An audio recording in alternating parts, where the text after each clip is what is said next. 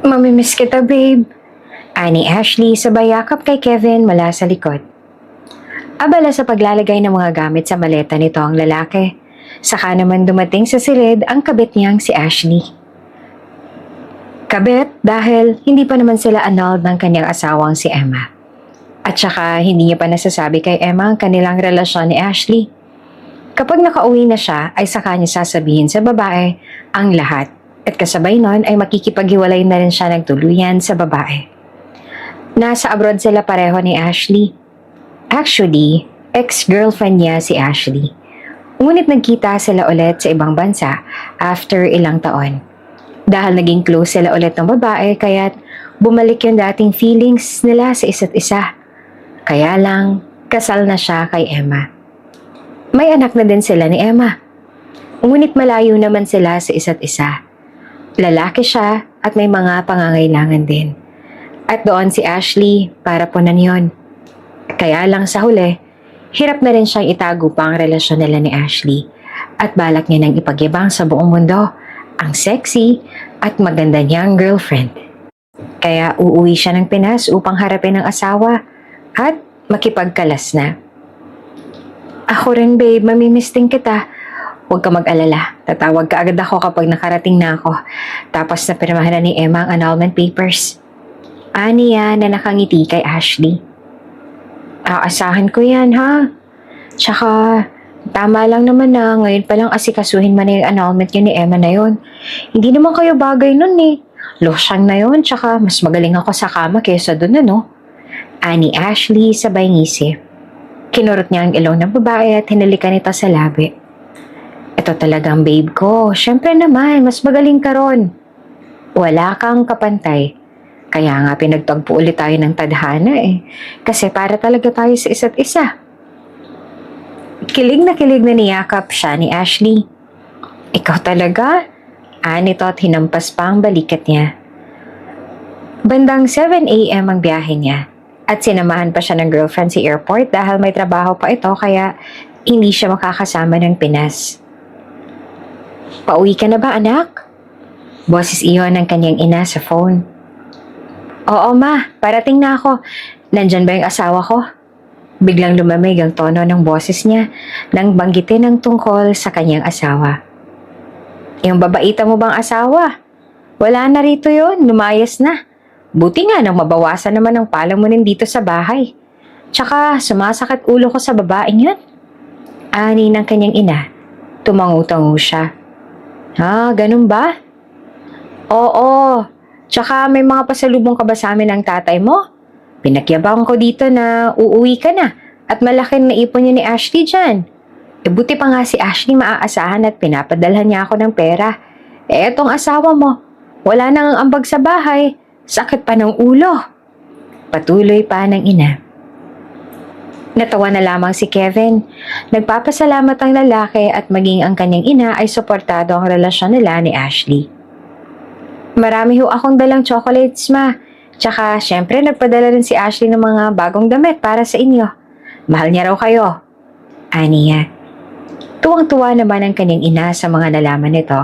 Kaya nga noong makarating na siya sa kanila ay kay dami kaagad ng mga sumalubong na animoy isa siyang politiko. Gusto ko munang puntahan si Emma, ma. May pag-uusapan na kami saglit. Aniya sa ina. Oo, hala. Puntahan mo ron saglit. Balik ka kaagad, ha? Ani ng ina. Siyempre naman. Magiinuman pa kami nila, papa eh. Ngumuso ang ina. Alam mo, hindi mo na dapat pinupuntahan yung walang kwenta mong asawa. Baka isipin nun may pag-asa pa kayong dalawa. Huwag na siyang umasa. Mas maganda at mas sexy at mas mabera si Ashley kaysa sa kanya. Di hamak. Dinaan niya na lang sa tawa ang sinabi ng ina. Ilang saglit ay nagtungo siya sa kung saan man nakatira ang kanyang asawa. Kaya lang, isang nakabusangot na kapitbahay raw ni Emma ang naabutan niya roon. Oh, anong kailangan mo? Nito sa iritadong boses. Dito raw nakatira ang asawa ko? Niya sa magalang na boses. Oo, yung bahay na yan. Nito sabay turo sa pinakamaliit na bahay sa lugar na yon. Kumunot ang noon niya nang makita ang itsura ng bahay na tinitira ni Emma. Tagpi-tagpi na yero ang dingding. Mukhang luma na rin ang bubong at tumutulo na. Bukas ang pintuan noon kaya't pumasok siya. Nakita niya ang nagkalat na gamit ng bata sa sahig. Nakita niya kung gaanong kagulo at kasikip doon. Hindi niya lubos akalaing ganoong sitwasyon ang maaabutan niya. May katre roon na luma at tinakpan lang ng sako ang gilid na talagang safety para sa babae. Kumuyom ang kamao niya nang mapagtanto ang naging sitwasyon ng kanyang asawa. Kahit pa paano, may pinagsamahan naman sila ni Emma. Dumating din sa puntong minahal niya ito. Mabait si Emma, mahinhin at mapagbigay. Kaya lang, hindi ito marunong manamit. Hindi tulad ni Ashley. Nahihiya siyang ipakilala ito sa mga kaibigan niya dahil sa losyang ito. Hinahanap mo ba ang asawa mo? Hindi mo ba alam na nasa ospital siya kasama yung kambal mo? Biglang sumulpot ang iritado pa rin niyang kaibigan at kapitbahay. Nabigla siya ng balingan ng babae. Sa ospital? Bakit? Wow! Talaga hindi mo alam. Hindi mo alam na nahimatay ang asawa mo kakatrabaho para lang may maipakain sa mga anak ninyo? Anong klaseng asawa ka? Pero kahit irresponsable ka, hindi ka siniraan ni Emma sa kahit na sino rito. Pero syempre, kahit wala siyang sabihin, alam naman namin na nahihirapan na siya dahil sa kagagawan mo. Galwit na bulyaw ng babae. Nagtagis ang bagang niya. Ano bang pakialam niyo sa buhay namin? Kung makapagsalita ka, akala mo. O ano? Magsasalita talaga ako kasi kami ang nandito para sa mag-ina mo. Na pinabayaan mo lang. Abroad ka nga pero naghihirap ang mag-ina mo rito. Yung pera mo, binibigay mo sa nanay mo. Na imbisa na sa asawa mo. Kalat na rito ang pagiging irresponsable mo. Marami kayong chismosa rito kaya kahit walang sabihin niyang si Emma, malalaman namin. Galit na putol ng babae. Kaya bago pa siya tuluyang sumabog at baka mapatulan pa ang babae ay umalis na lamang siya at nagtanong-tanong sa ibang nandoon. Kapansin-pansin ang lamig na trato ng ibang tao roon. Ngunit kahit papaano ay nalaman niya ang kinaroroonan ni Emma. Hanggang sa makarating siya sa ospital. Nagtanong siya at nagpakilalang asawa. Ngunit pagpasok niya sa silid ng asawa ay naabutan niya ang doktor doon. Ikaw ba ang asawa? May lamig sa boses ng doktor na makalapit siya. Opo, Dok. Nandito lang ako para makausap siya. Marami akong gustong sabihin sa kanya. Aniya, kumunatang noon ng doktor. Hindi ba dapat ay ang una mong alamin ay ang kalagayan ng asawa mo? Ni hindi mo malang tinanong sa akin kung kamusta na siya at ang mga anak ninyo. Nagtakang napatingin siya sa doktor. Anong ibig niyo sabihin? Nagbitiw siya ng sarkastikong tawa. Ngunit nananatili ang lamig sa mga mata ng doktor. Mukhang wala kang inaalala. Kahit na alam mong nasa ospital ang mag-ina mo. Napalitan ng iritasyon ang kanyang muka. At teka nga po, Dok. Bakit parang pakiramdam ko na may personal na kayo? Ano bang ginawa ko sa inyo? Nagbitiw ng ngisi ang doktor. Ano nga ba? Nagkunwaring nag-iisip ang doktor upang inisin lang siya. Siguro, ayoko lang sa mga irresponsableng lalaki na tulad mo. Nito. Namilog ang mga mata niya. Hindi niya inaasahang magbibitiw ng ganitong salita ang doktor. Tsaka, hindi niya naman ito kilala kaya bakit naman ito makikialam sa issue? Ano? Ano bang pinagsasasabi mong hayop ka? Nagtaas na ang boses niya. Ano bang pinunta mo rito kung hindi mo pala kakamustahin ang asawa mo? Nito sa iritadong boses. Natawa siya, ngunit galit na galit sa loob-loob niya. Gusto niyang saktan ito pero pinapaalala niya sa sariling doktor ito.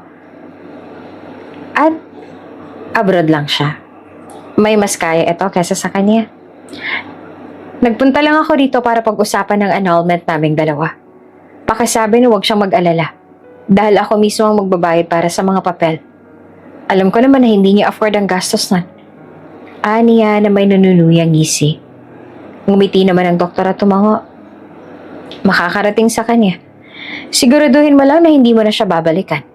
Dahil kapag nakawala na siya sa'yo, sisiguraduhin kong wala ka nang babalikan. Napahagalpak siya ng tawa nang mapagtanto niya ang ibig sabihin ng doktor. Ha? Kaya pala, mukhang may gusto ka sa asawa ko. Niya na natawa ulit. Huwag kang mag-alala, Dok. Sa'yo na yung losyang at boring kong asawa. Dahil yung bago ko, maliban sa sexy, malambing, maganda, at may magaling pa sa kama. Ang asawa ko, napaka-boring. Tsaka kung pagsasawaan mo rin siya katulad ko, kaya huwag kang umastang santo riyan. Ngumisi ang doktor imbes na mainsulto. Huwag kang mag-alala, hindi tayo magkapareho. Alam kong durog na durog si Emma ngayon dahil sa'yo. Pero balang araw, mabubuo ko rin siya. Asikasuhin mo na ang annulment papers niyo sa lalong madaling panahon. Tutulong pa ako kung kinakailangan. Tsaka siya nito tinalikuran. Natulala na lamang siya at hindi na nakagalaw pa. Pinagsarahan siya nito ng pinto ng private room ng hospital room na yon. Hanggang sa nakita niya mga batang ipapasok pa lamang sa private room ni Emma. At teka po, ani at humarang sa dalawang nurse na dumating. Po, sino po sila? Ani ng isang nurse. Yan ba mga anak ng babaeng nasa silid na to? Ani at napatitig sa mga batang pamilyar sa kanyang mukha. Opo, ito po ang kambal ni ma'am. Dadalhin na po namin sa room niya dahil okay na po itong mga bata. Paliwanag ng isang nurse. Napalunok siya habang nakatitig sa mukha ng kambal. Kamukhang kamukha niya ang mga ito. Hindi siya makapaniwala. Lutang na lutang si Kevin habang pauwi na sa kanila. Sabi ng kanyang ina ay hindi niya anak ang kambal nila ni Emma. Pero bakit kamukhang kamukha niya ang mga bata? Kahit hindi na isa sa ilalim sa DNA test, alam na alam niya ang anak niya ang dalawang baby na yon. Tama yan anak, tama ang desisyon mo. Hindi ka bagay sa Emma na yon. Sulsol ng kanyang ina sa kanya matapos na mapirmahan ni Emma ang pinadala niyang annulment papers para rito. Hindi pa man nakakalabas si Emma ay sinalubong niya kaagad ang annulment nito at hindi niya naasahang pipirmahan kagad ito ng babae. Napawalang bisa ang kasal nila ni Emma kaya dapat siyang matuwa dahil sa wakas may chance na sila ni Ashley. Malaya na siyang pakasalan ng nobya. Ngunit nakakapagtaka ang kahungkagan na nararamdaman niya sa puso niya. Ma? May gusto lang akong itanong. Niya sa ina isang gabi. Ano yan anak? Tungkol ba yan sa kasal niya ni Ashley? Kahit kailan pwede ba kayong... Gusto ko pong malaman ng tungkol sa kambal na anak ni Emma. At gusto ko pong sagutin niyo ako ng totoo. Niya sa malamig na tono. Kinabahan naman kaagad ang kanyang ina nang marinig ang tungkol doon. Totoo po bang sinabi niyo noon na hindi ko anak ang kambal ni Emma? Niya at nakatitig sa ina na hindi na siya matingnan ngayon sa mga mata. Nagkamot ang ina sa batok na animoy nagdadalawang isip pa na magsalita. Kasi nakita ako mga bata. Patuloy niya. Gulat na nag-angat ang tingin ng mama niya. Bakas ang guilt sa mukha nito habang nakatingin sa kanya. Nakita mo? Nito sa kabadong tono. Tumango siya. Opo. At nakakapagtaka na. Kamukhang kamukha ko ang mga bata. Ma. Natigilan ng kanyang ina at kalaunan ay natawa. Baka naman pinaglihian ka lang. Ma, paano niya akong paglilihian kung wala naman ako dito sa Pinas habang nagbubuntis siya? Niya na nakakunot ang noo. Napansin niya ulit na hindi na naman makatingin sa kanya ang kanyang ina. Ma, ano ba talagang totoo? Gusto kong malaman ng totoo. At sana wag na kayo magsinungaling pa sa pagkakataong to. Napalunok ang kanyang ina at nag-ipon muna ng lakas ng loob bago nagsalita. Ang totoo niyan, yung kambal na anak ni Emma ay totoong anak yung dalawa. Ani ng kanyang ina kalaunan. Natulala siya. Hindi siya makapagsalita. Umiyak ang kanyang ina matapos sabihin yon, ngunit nanatili lamang siyang tulala. Wala siyang pakialam. Pero annulled naman na kayo, diba? Hindi na yung big deal, anak. Papakasalan mo na si Ashley at kakalimutan mo na yung Emma na yon. Patuloy pa ng kanyang ina. Hindi na siya nagsalita dahil hindi niya maintindihan ang sarili sa mga oras na yon. All this time, ay siyang lang pala itong nagloko talaga.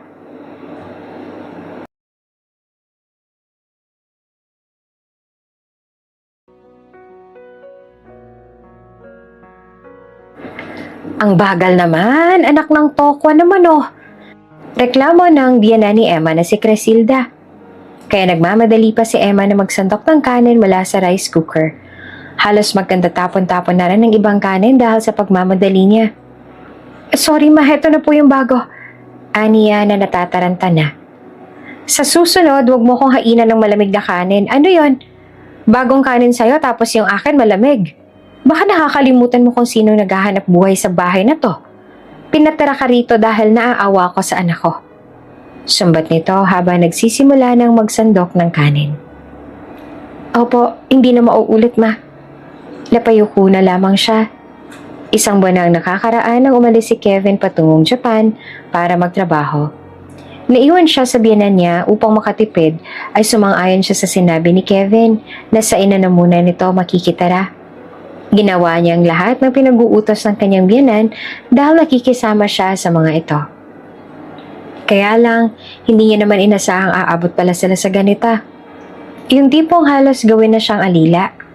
Gusto niya magreklamo ay hindi niya magawa dahil kay Kevin. Dalian mo paghuhugas dyan, maglalamya-lamya, maglalaba ka pa. Ani ni Cresilda matapos makakain. Napalunok siya at napahawak sa nakatumbok na tiyan. 8 months na ang tiyan niya at sa susunod na buwan ay due date niya na.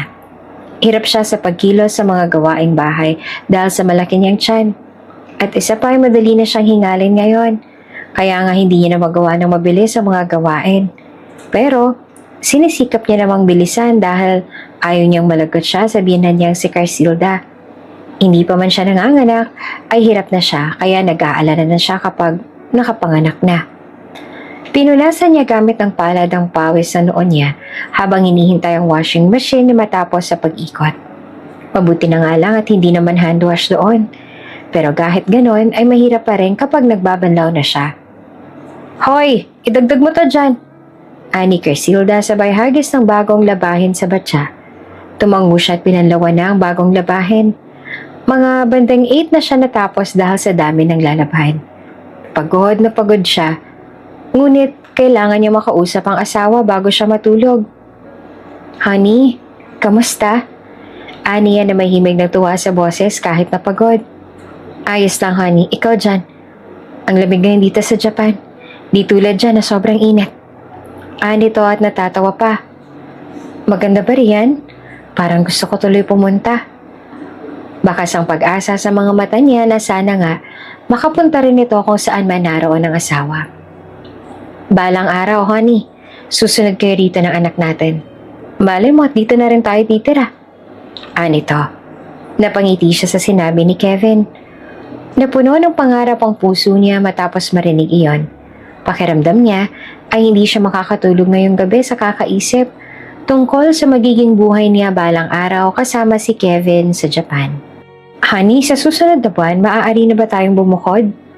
Aniya nang maalala ang lahat ng trabaho niya sa maghapon. Bakit naman, honey? May problema ba dyan sa bahay? Kaagad siyang nagsalita. Wala naman. Gusto ko lang na makabukod tayo para alam natin kung magkano talagang magagastos natin kapag tayo-tayo lang. Bumuntong hininga naman si Kevin sa kabilang linya. Honey, wag mo na munang isipin yan ngayon. Alam mo namang buntis ka. Mas mabuting nandyan ka na mama para mabantayan ka at maalagaan ka ng maayos. Kapag kasi bumukod tayo ay mag-isa ka ron, baka kung ano pang mangyari sa'yo. Ganun ba? Aniya na pinanghinaan ng marinig yon. Sa totoo lang ay hindi naman talaga siya inaalagaan doon. Siya pa nga ang lahat na gumagawa ng mga trabaho sa bahay. Mas pagod pa yata siya roon kumpara kung nakabukod siya. Siya nga pala, kamusta si na mama? Ayos lang ba sila? Sabihin mo nangangamusta ako. Nito kalaunan. Napansin niyang sa unang buwan ni Kevin sa Japan ay panay pang tawag na to sa kanya. Ngunit dumaan ng ilan pang mga buwan ay madalang na ang pagtawag ng lalaki. Sweet at maalalahanin naman si Kevin. Kaya nga hindi na siya nagtaka kung bakit nahulog ang kanyang loob sa lalaki. Nagpakasal sila sa Huwes. dahil sa mga oras na yon na hindi pa nila afford ang pagpapakasal sa simbahan. Ngunit nangako naman si Kevin na sa pag-uwi nito mula sa Japan, ay sa simbahan na siya nito pakakasalan. Kumapit siya sa pangakong iyon ni Kevin. Umaasa siyang balang araw ay mas magiging maayos ang kanilang buhay na magkasama. Oh, nagkita kayo ni Ashley dyan? Kamusta naman ang anak ni Aling Nena? Mukhang matagal na rin na wala akong balita sa kanya. Boses iyan ng kanyang biyanan isang umaga. Natigilan siya. Isang linggo na rin na hindi na kumukontak si Kevin sa kanya. 3 buwan na ang nakaraan matapos yung mga anak ay madalang na talagang pagtawag ni Kevin. Nakakagulat na mas nauna pa nitong kinontak ang kanyang ina kesa sa kanya. Naku, mabuti naman anak. Ang importante, may kasama ka ng taga sa atin dyan.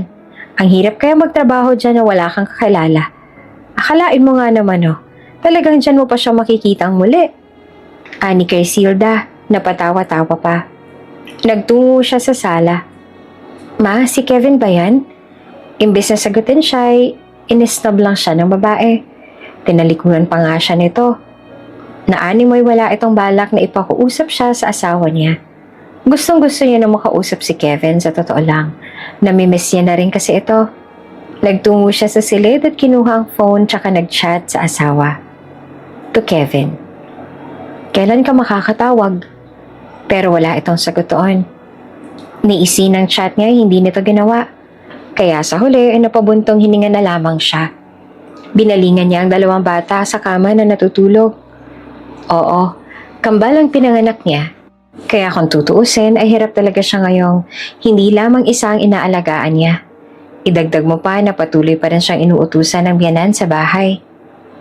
Sa susunod pag-aralan mo kung papaanong lutuin ang ibang ulam. Tsaka dapat pa iba-ibang ulam sa umaga, tanghali at gabi. Demand ni Crisilda sa kanya isang umaga. Tumango na lamang siya. Hanggang sa dumating ang lasing na ama ni Kevin na si Mang Andoy. Umagang-umaga, hilaklakan ng inaatupag na to sa labas. Tapos mga bandang 9 ay lasing na. Panay na nagiinom nito simula nung makapag-abroad ang anak nitong si Kevin. Diyos ko naman Andoy, halika kumain ka na bago umakyat. Hindi pwedeng walang laman ang isikmura mo. Ani kay Silda sa asawa. Bumalik si Andoy sa mesa at naupuan ng alalayan ng asawa. Agahan mo pagluluto mo simula bukas Bago mo lang mag-inom tong asawa ko, may laman ng sikmura nito. Kung bakit kasi kukupad-kupad ka, tsaka halos tanghali ka nang magising. Ako sa panik kay Silda sa kanya. Maaga naman po akong magising. Pangangatwiran niya. Totoo naman dahil mga bandang 3 gising na siya dahil inuuna niyang asikasuhin ang dede ng mga anak niya. Tapos mga bandang 4 ay nakakapaglaban na siya. 6 ay luto na ang lahat ng pagkain at iinitin na lamang. Itong si Mang Andoy lang talaga at hindi kumakain ng maaga at mas piniling maunang manginom. Hoy, huwag mong masagot-sagot ang asawa ko, Tumayo si Mang Andoy at bigla na lang siyang dinuro. Nagulat siya sa ginawa nito. Pinakalma naman ito ni Crisilda. Matapos ang agahan ay sabay na ang 2 umakyat. Mabilis siyang pinahid ang luha sa pisngi niya. Napaiyak lang siya dahil sa takot. Minsan na rin kasi siyang nasampal ni Mang Andoy noong buntis pa lang siya sa kanilang kambal. Sa tuwing galit ito ay natatakot na siya. Imbes na magpatuloy sa pagkain ay iniligpit niya na lang ang mga pinagkainan. Pagkatapos doon ay maglilinis pa siya ng buong bahay.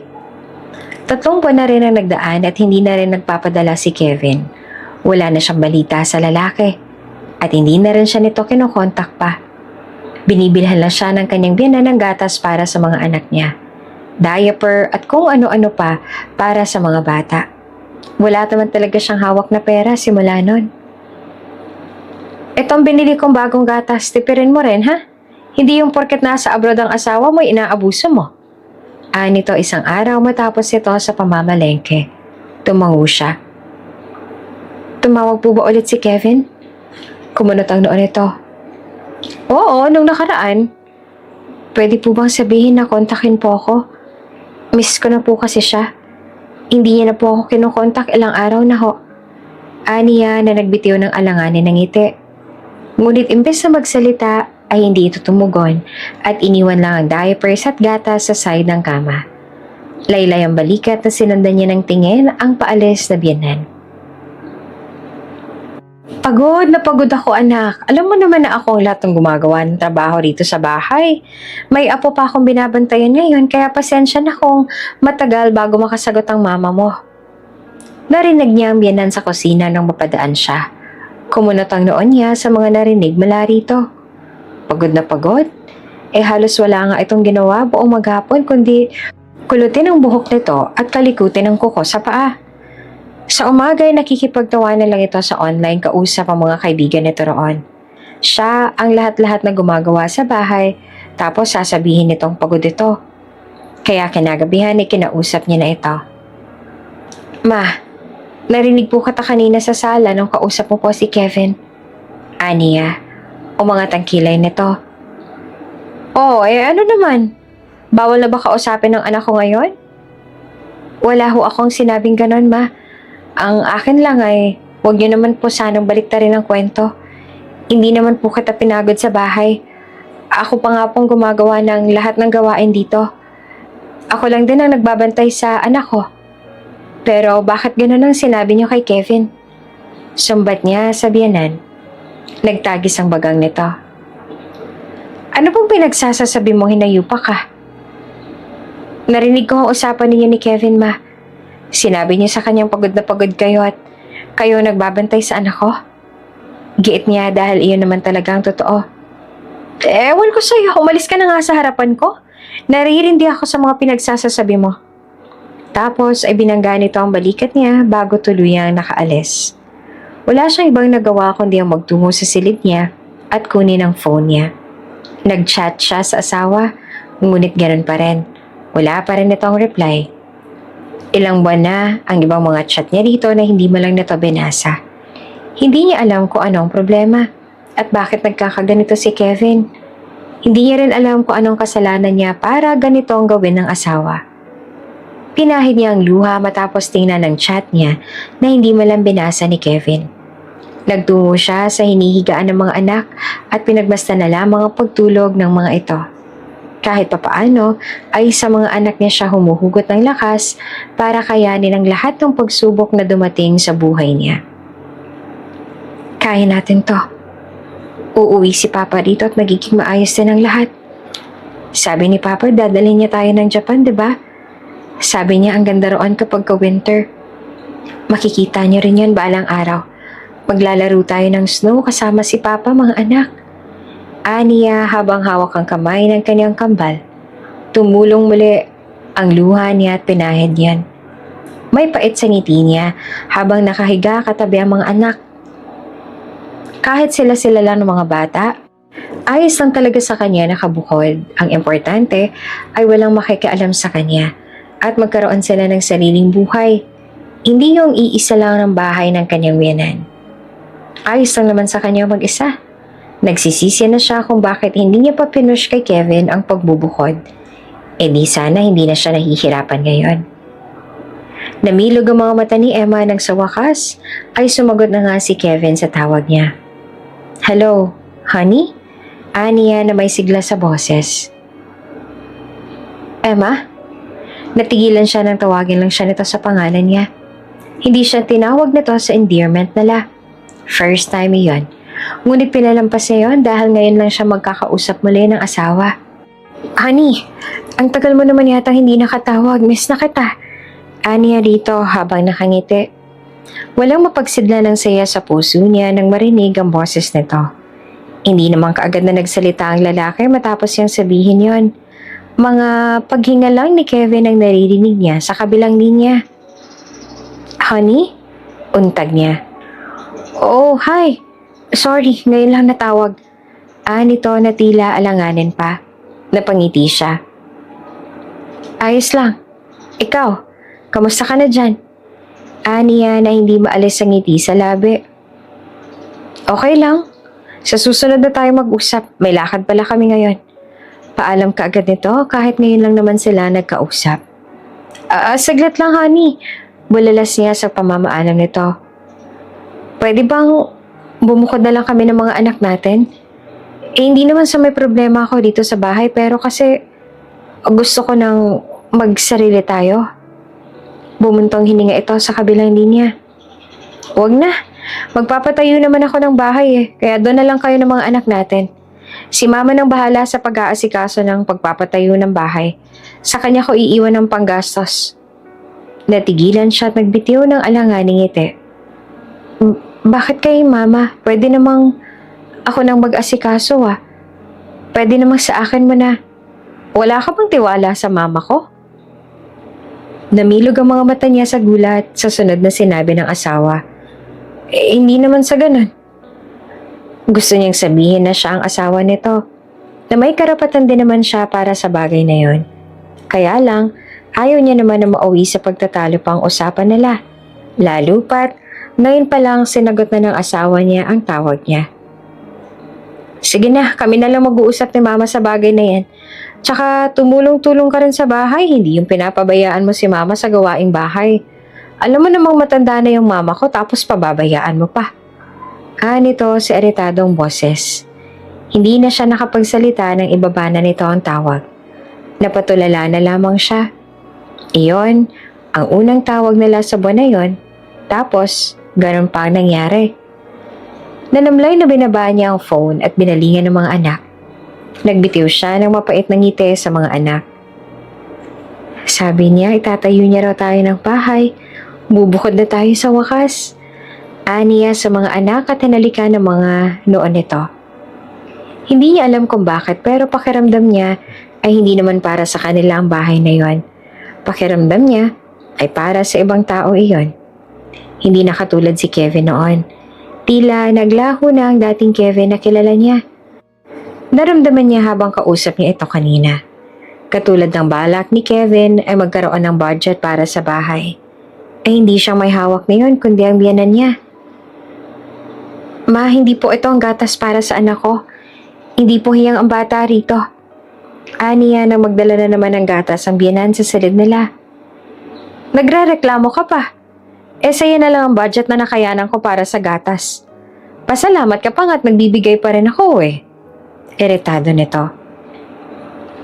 Nasa inyo naman po ang budget namin. Sa inyo ho pinapadala ni Kevin ang perang para sa anak namin. Na hindi na nga po ako naghihingi. Yung gatas at diaper lang, tsaka gamot. Ayos na ako ron. Aniya. Nanunumbat ka ngayon? Nagtaas ito ng kilay at manghahampasin siya. Ngunit kaagad siyang nakayuko upang hindi matamaan. Hindi kasi pwedeng ganun lang. Yung gatas na binibili nito ay hindi hiyang ang anak niya roon. Iyon ang mas mura kaya iyon ang binibili nito. Tingin niya ay malaki-laki ang pinapadala ni Kevin pero bakit yun lang naaabot sa kanila? Nagpapagawa siya ng bahay kaya malamang na magtitipid sa'yo yun. Hindi naman ako katulad mo na waldas parati sa pera. Bulyaw nito sa kanya.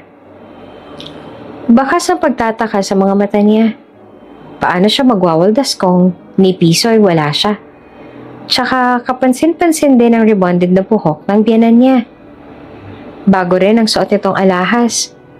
Hindi niya alam kung saan ito kumuha ng pera para makabili ng ganoon. Wala namang negosyo o kung anong pinagkakakitaan ng dalawa. Parehong tambay, lasinggero pa ang ama ni Kevin. Huminto sa pamamasada ang ama ni Kevin nung mag-abroad ang lalaki. Napatingin siya sa gatas na dinala sa silid niya. Wala siyang choice kundi iyon ang gamitin sa kambal. Kaya lang, isang araw niya lang ginamit iyon nang biglang magtaay ang mga anak niya. Ma, hindi ko na po alam ang gagawin. Baka ma-dehydrate po ang mga anak ko. Kailangan po natin na dalhin sila sa ospital. Pagmamakaawa niya sa biyanan. Ano bang ginawa mo sa mga bata? Bakit sila nagkaganyan? Siguro nalipasan na ng gutom yan kaya nagkakaganyan. Nito at siya pang sinisisi. Alam niyo pong maalaga ako sa mga anak ko. Kailanman na hindi nalipasan ng gutom ang mga bata kahit naabala ako sa bahay na to. Ang totoong dapat sisihin dyan ay yung gatas na binili ninyo. Sinabi ko na sa inyong hindi hiyang ang mga anak ko sa gatas na yun pero pinagpipilitan niyo pa rin. Bulalas niya sa Ines. Namilog ang mga mata ng babae at akmang susugurin siya. Sige, subukan ninyo. At sasabihin ko kay Kevin na kayo ang dahilan kaya nagkasakit ngayon ng mga anak niya. Aniya sa matapang na boses. Sa pagkakataong yon ay kailangan niya ng lumaban. Ayos lang kung siya, pero pagdating sa mga anak niya, hindi niya na iyon palalampasin. Hindi siya makapaniwala. Apo nito ang mga anak niya pero nagawa ni Crisilda na ipahamak ang mga anak niya. Hindi niya alam kung anong klaseng lola ito para gawin yon. At dahil sa sinabi niya, ay natakot ito. At napilitang magpalabas ng pera para ipospital ang mga anak niya.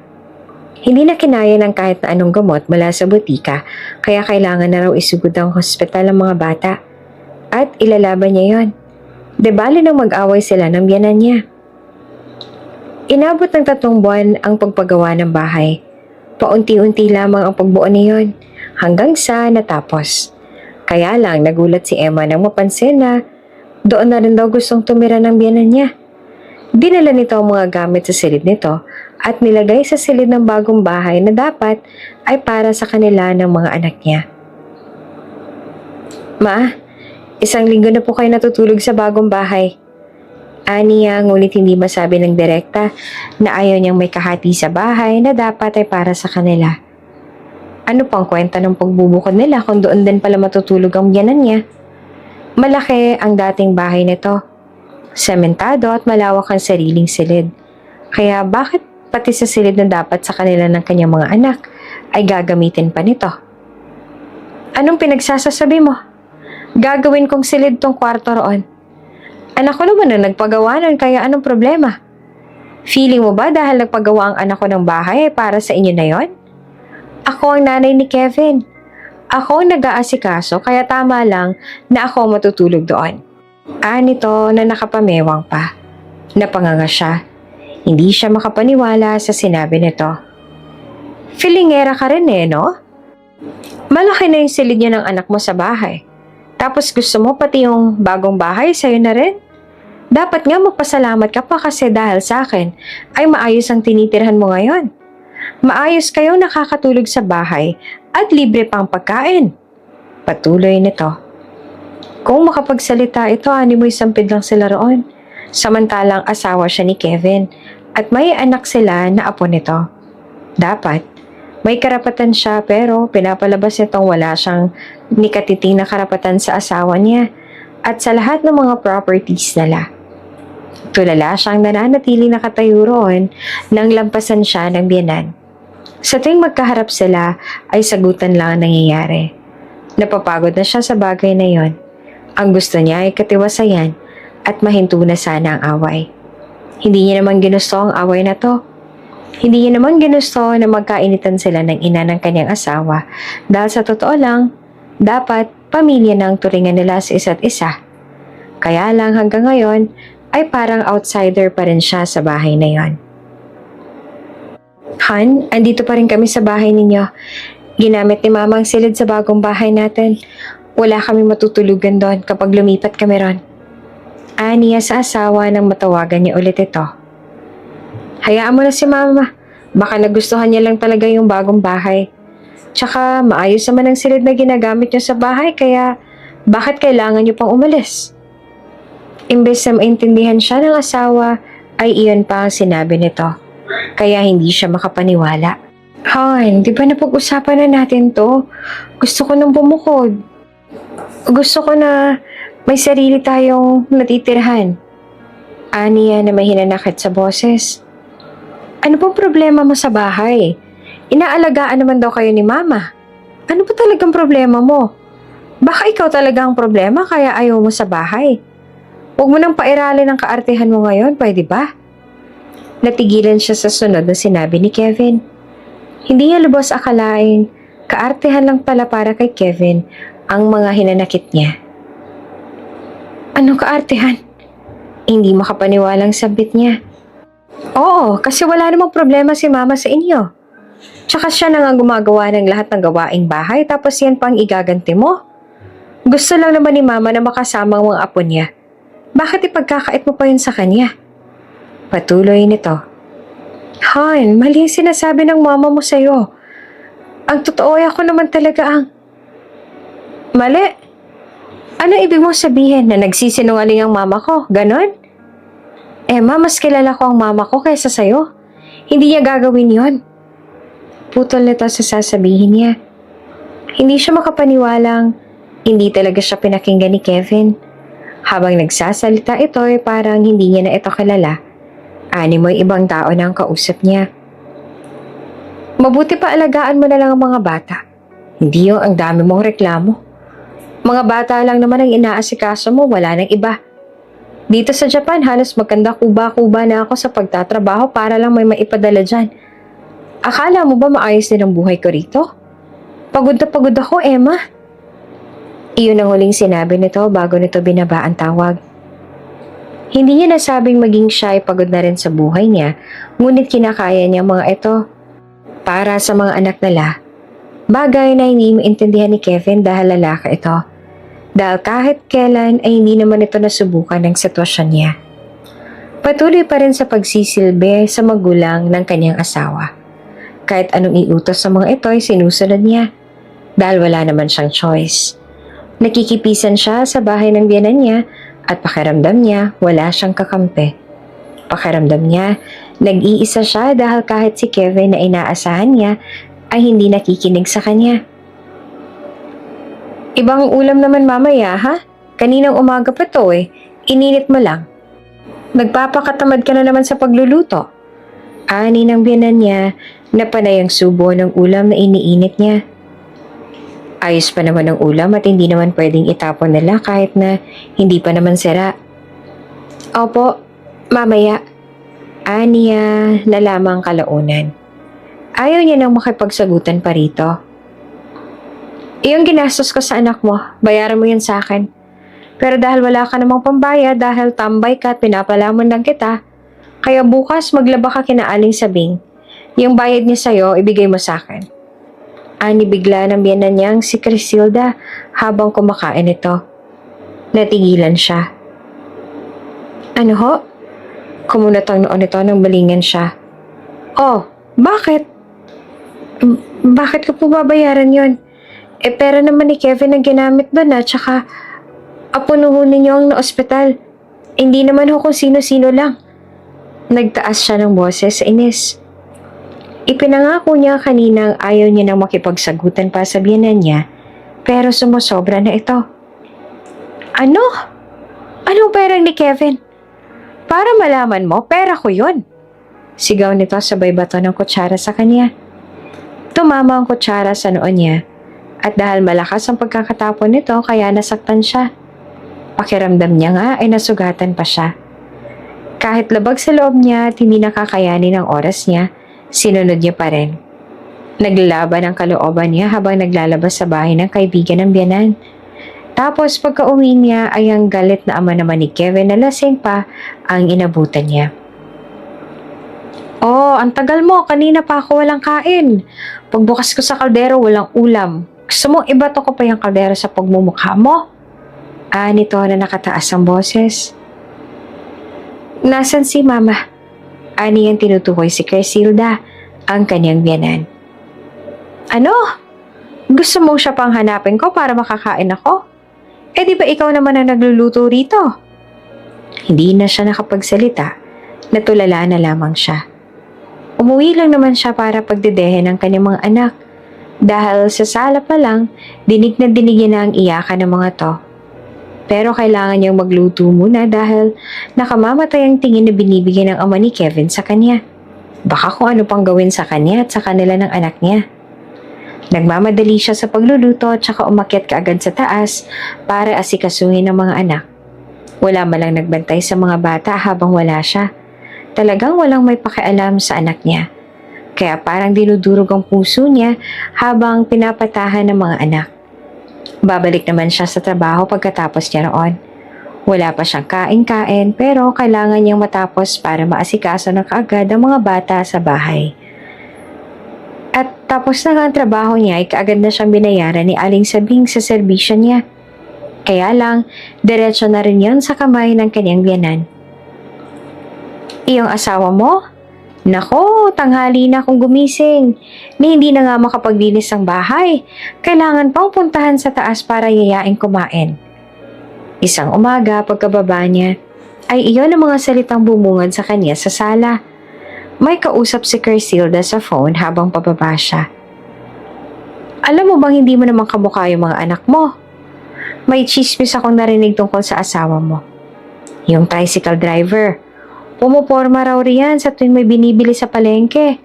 Kaya pala parating nagpipresenta sa tuwing may ipapabili ako sa palengke. Yun naman pala ang dahilan. Nagtagis ang bagang niya habang patuloy sa pakikinig sa mga sinabi ng biyenan.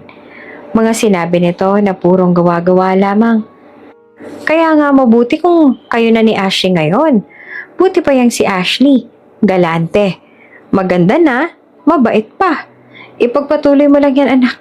Suportado ko kayo. Tsaka, tapusin mo na yung kasal niyo ni Emma. Afford mo naman na ang annulment eh. O kaya pag-ipunan mo na ngayon. Patuloy pa ng kanyang biyanan. Bawat salitang binibitawan nito, dinudurog siya. Ang asawa niya at ang si Ashley na iyon ay may relasyon? Tama bang narinig niya? Kaya ba tila iba ng pakikitungo ng lalaki sa kanya? Kaya ba parang baliwala na siya rito at suportado ng biyanan niya ang kalokohan ng anak nito? Animoy, hindi siya makapaniwala. Hindi niya alam kung gaanong kahalangang kaluluwa ng mga to.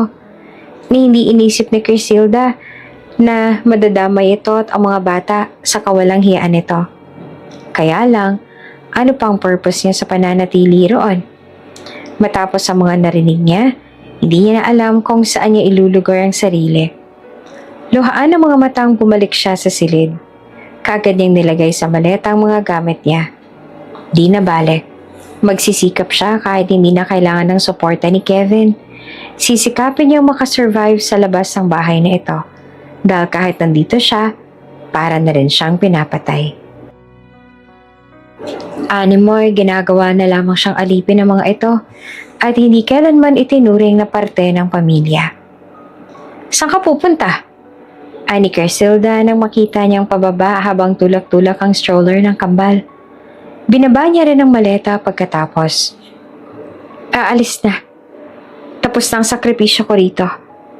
Aniya na hindi na tiningnan si Crisilda. Tumawa si Crisilda. Ha? Talaga ba? Akala mo papayagan kita? Akala mo makakaalis ka rito? Binigyan niya ng sarkastikong ngisi si Crisilda. Hindi na kailangan. Dahil hindi naman ako nagpapaalam. Aalis ako. Kahit sa ayaw mo man na sa gusto. Nalilisik ang mga mata nito. Huwag mo akong subukan. Hinarangan nito ang daanan niya. Ngunit kalmadong nakatingin lang siya rito. Huwag mo rin akong subukan, Crisilda. Tinaasan niya ito ng boses. Kita niya ang gulat sa mga mata nito. Lalo na nung tinawag niya lang ito sa pangalan nito at hindi na mama. Hindi na rin naman siya nire-respeto nito bilang asawa ng anak nito. Kaya hindi nito deserve ang respeto mula sa kanya. Diba gusto mong maghiwalay na kami ni Kevin? Para mapakasalan niya ang kabit niya? Kung ganon, padaanin mo ako kung gusto mong pirmahan ko ang annulment papers namin ni Kevin. Patuloy niya habang nagtatagis ang bagang. At walang magawa ang ginang dahil sa banta niya. Pinadaan siya nito kahit galit pa rin ito. Siyempre, wala nang alila ang mga ito at simula ngayon, magkakalimutan na sila. Ngayon ito simulang magsipag dahil ito na ang gagawa ng mga gawaing bahay at hindi na siya. Hindi niya alam kung saan sila magsisimula pero sisikapin niyang makasurvive kasama ang kambal niya. Habang nakaupo sa terminal ng mga jeep, ay panay ang pahid niya sa luha. Hindi naman magic ang pagmamahal na biglang mawawala. Kahit panalaman mong nangangaliwa ang taong mahal mo. Hanggang ngayon, masakit na masakit pa rin sa kanya ang ginawa ni Kevin. Ilang taon silang magkarelasyon. May mga sinumpaan sila sa kasal nila. May mga anak sila at totoong minahal niya ang lalaki. Hanggang sa namalayan niya na lang na hindi naman pala magtatagal ang pagmamahala nila. Gusto niyang itanong sa sarili niya kung saan siya nagkulang. Binigay niya naman ang lahat. Kahit kailan ay hindi niya binigyan ng sakit sa ulo si Kevin. Inintindi niya ang lalaki kahit pa nagtatampo na siya. Hindi siya nagreklamo at tanging pag-aalaga at pagmamahal lang ang pinaramdam niya dito. Pakiramdam niya ay hindi pa sapat ang lahat ng yon. Pakiramdam niya ay may kulang pa. May kulang siya. Parang gusto niya tuloy sisihin ang sarili niya sa lahat ng mga nangyayari ngayon. Muling tumulo ang luha niya, ngunit tigilan lamang siya nang hawakan ng anak niya ang hintuturo niya. Animo ay pinapakalma siya kahit na wala pa itong muwang. Napangiti siya at hinalikan sa noo ang dalawang anak. Kakayanin natin to mga anak. Huwag kayong mag-aalala. Aniya sa mga ito. Natulala si Emma nang malaman na malaki ang nabawas sa pera niya sa bangko at ang pangalan ng nag-withdraw ay pangalan ni Kevin. Halos 50,000 ang babawas at ang natira ay 150,000 na lamang. Dahil maliban sa kanya ay alam din ni Kevin ang tungkol sa pera niya sa bangko at dahil asawa niya ito kaya't may access ito sa pera niya. Ni-withdraw niya lahat ng laman ng bangko niya. Maigi pa yon para panimula. Kailangan niya makahanap kaagad ng matutuluyan sa araw na yon. Hindi naman pwedeng sa kalsada lang sila magstay ng mga anak niya. Mabuti na lang at may nagmagandang loob na sinamahan siya para makahanap siya ng matitirahan. Nasa 3,000 at maliit lamang na bahay ang nahanap niya. Swerte na siya at nakahanap siya ng bahay sa ganoong halaga. Di na bale kung hindi kalakihan. Ang importante ay may matutuluyan siya. Diyos ko naman, ang hirap naman ng sitwasyon mo. May dala-dala ka pang 2 sanggol. Ani na ng babae na nagngangalang si Beth, na nakatira naman sa kabilang paupahan malapit sa kanya. Ngumiti lang siya sa babae. Ayaw niya namang gawing topic ang mga taga roon ang buhay niya, kaya hindi na siya nagsalita tungkol sa sitwasyon niya. Huwag ka mag-alala, dito secured ang area. May curfew at karamihan sa mga nangangupahan dito ay mga babae. Pwede mo akong lapitan sa kabila kapag kailangan mo ng tulong, ha? Tsaka isang sakay lang mula rito yung pabrika. Pwede ka rin doon, kaya lang bata pa ng mga anak mo. May mga nagpapalaba rin naman dito, kaya pwede mo yung i-sideline. Pagkukwento pa ni Beth. Napagtanto niyang marami naman palang mapagkakakitaan sa malapit sa tinitirhan niya. Salamat Beth ha, aniya na may ngiti sa labi. May ipon siya at binili niya kaagad ng mga kailangan nilang mag-ina ang perang meron siya. Hindi niya rin naman pwedeng asahan ng perang hawak niya dahil mauubos din naman yon balang araw. Kaya sinubukan niya maglabada katulad ng sinabi ni Beth. Nagpasalamat siya at marami namang nagpapalaba. Relax din pag may time. Ani Beth sa kanya nang dumaan si Beth sa labas ng bahay niya. Ngumiti lamang siya sa babae. Pinapasalamatan niya si Beth dahil minsan ay nagdadala rin ng ulam ang babae para hindi niya na rin kailangang magluto pa pagkatapos ng paglalaba. Salamat sa gulay kaninang umaga. Ani rito. Marami kasi akong niluto, kesa naman mapanis kaya hati na lang tayo. Nito na nakangisi. Napangiti na lang siya. Bago pa lang siya roon, ay mabuti ng pakikitungo ng babae sa kanya. Hanggang sa nagtagal siya roon ay ganun pa rin at mas lalo pa silang naging malapit sa isa't isa. Tinutulungan siya ng babae sa mga kakilala nitong magpapalabada. Kahit papaano ay malaki naman ang naitutulong ng paglalabada niya para may panggasto sila sa pang-araw-araw nila. Uy, alam mo bang may libreng check-up ngayon dyan sa barangay? Punta tayo para naman makatipid rin tayo ng gamot ng anak mo. May libre silang binibigay para sa lagnat, sa kati-kati at yung mga vitamins. Anyaya ni Beth isang umaga dahil pupunta raw ito para sa libreng check-up. Talaga? Aniya. Gustong-gusto niyang sumama lalo pat alam niyang makakatipid siya. Isang oportunidad iyon. Kinarga ni Beth ang isa niyang anak. Sabay silang nagtungo sa covered court ng barangay. Kaya lang nagulat sila sa taas ng pila. Mabuti na lang at isang staff ay lumapit sa kanila. Sa priority lanes lang ang mga babies, ma'am. Ani ng staff. Kaya doon sila pumila. Hanggang sa nakaharap na lang mismong doktor. Kaya lang napansin niyang natulala si Beth nang makita nila mismo ang doktor na siyang pasimuno ng free check-up na ito. Grabe! Tao bang isang yan o anghel na nahulog mula sa langit? Napaka-unrealistic naman ng kapugian. Talaga bang doktor siya? Bulong ni Beth sa kanya. Natawa na lang siya sa kalokohan ng kaibigan. Hello, Mrs. Ani ng doktor nang makalapit sila. Hello po, Doc. Papatingnan ko lang po itong mga anak ng kaibigan ko. Single po ako, Doc. Ready to mingle. Ani ni Beth na may malambing na boses. Napailing na lamang siya. Talagang crush na nito ang doktor. Ganun ba? Ani ng doktor sabay sulyap sa kanya. Nagbitiw lamang siya ng simpleng ngiti sa doktor.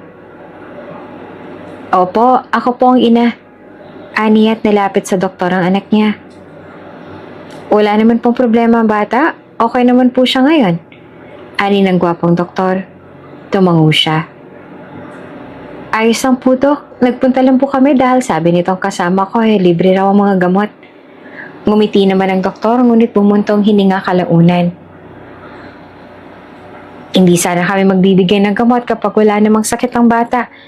Pero nagpunta na kayo rito kaya sige. Ayos lang. Bibigyan ko kayo. Salamat po. Aniya ng paulit-ulit. Kapansin-pansin ang pagsulyap ng doktor kay Emma. Ngunit hindi niya napansin dahil abala siya sa pag-fill up sa papel na ibinigay ng doktor bago siya bigyan ng free na gamot.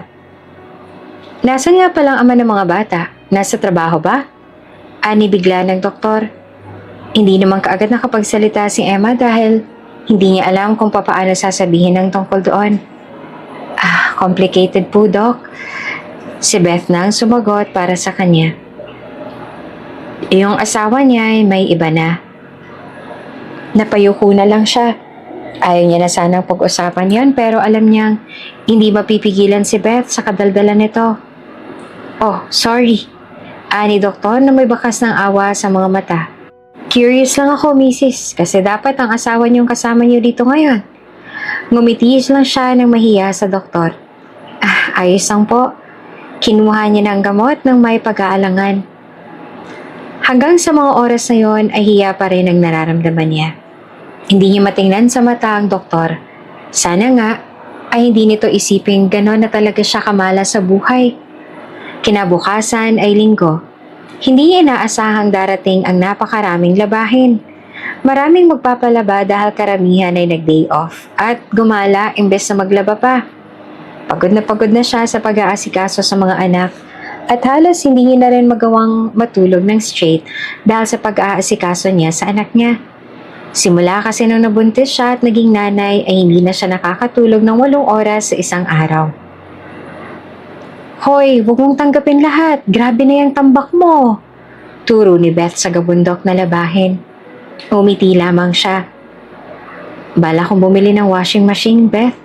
Para naman may kaagapoy ako sa trabaho ko at makapagpahinga naman ng kaunti ang kamay ko. Pero ang dami nitong tinanggap mo ngayon, no? Giit nito. Ayos lang. Sige na, pasok ka na. Malate ka pa niyan. Ani at pinagtabuyan ng kaibigang nag-aalala lang naman sa kanya. Pinakita niya namang sigurado siyang maayos lang siya. Nung makaalis na ito ay kaagad naman siya nagsimulang maglaba. Marami-rami naman ang mga nilaban niya. Hindi pa siya nakakapangalahati pero tanghali na.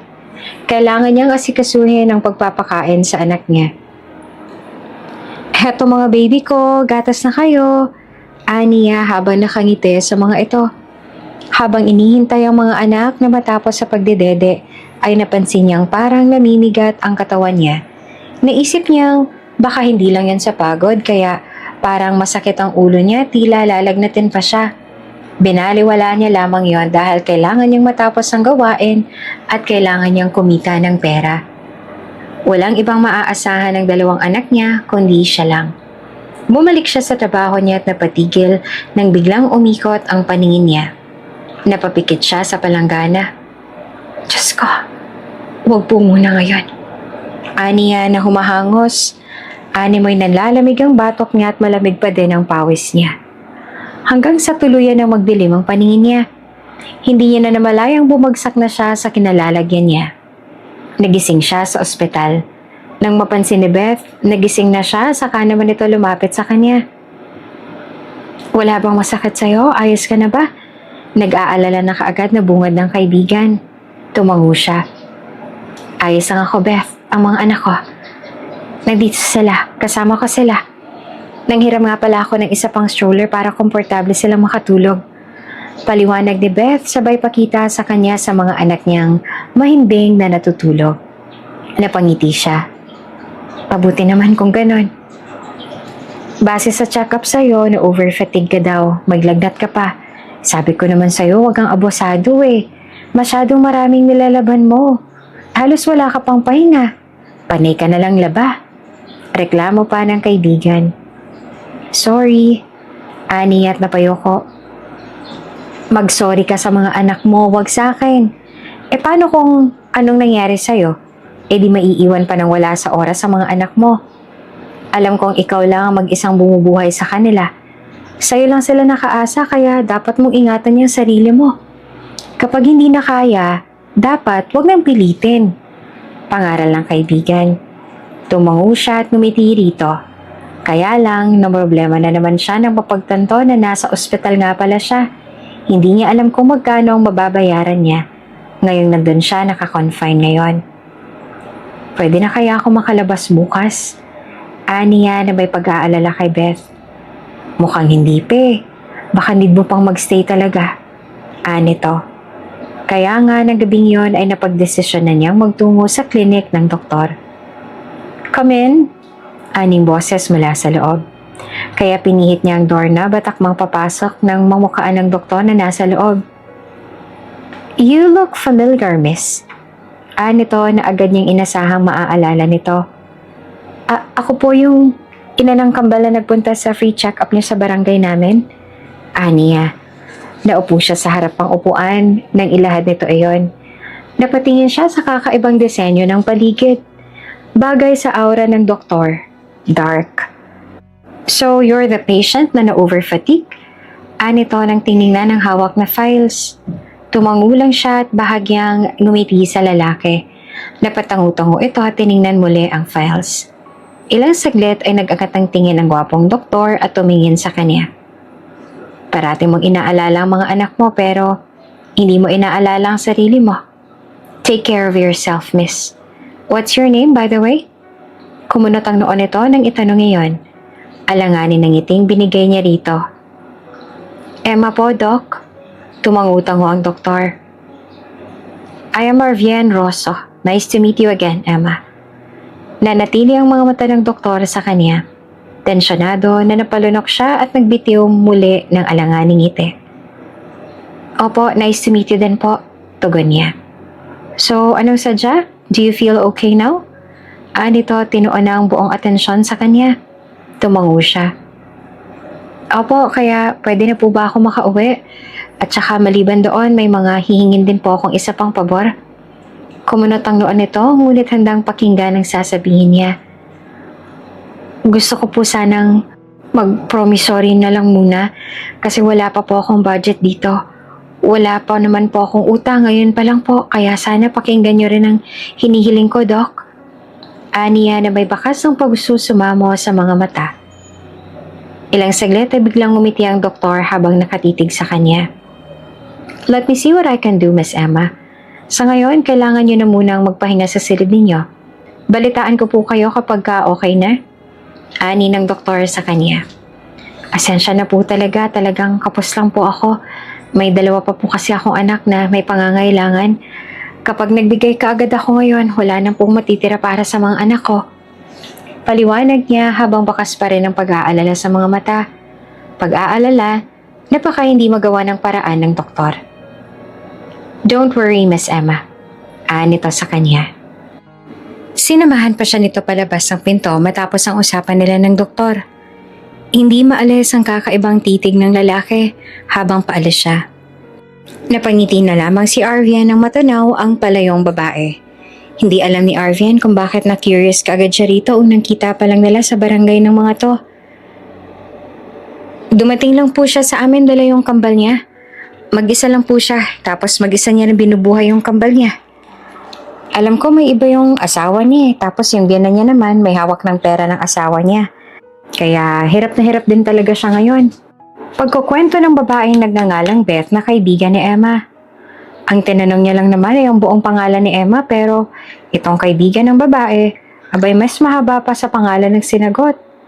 Halos malaman niya na ang buong pagkatao ni Emma dahil sa kadaldalan nito. Tuloy at maging ang personal na bagay ay napag-usapan na nila. Nasa klinik sila ni Beth.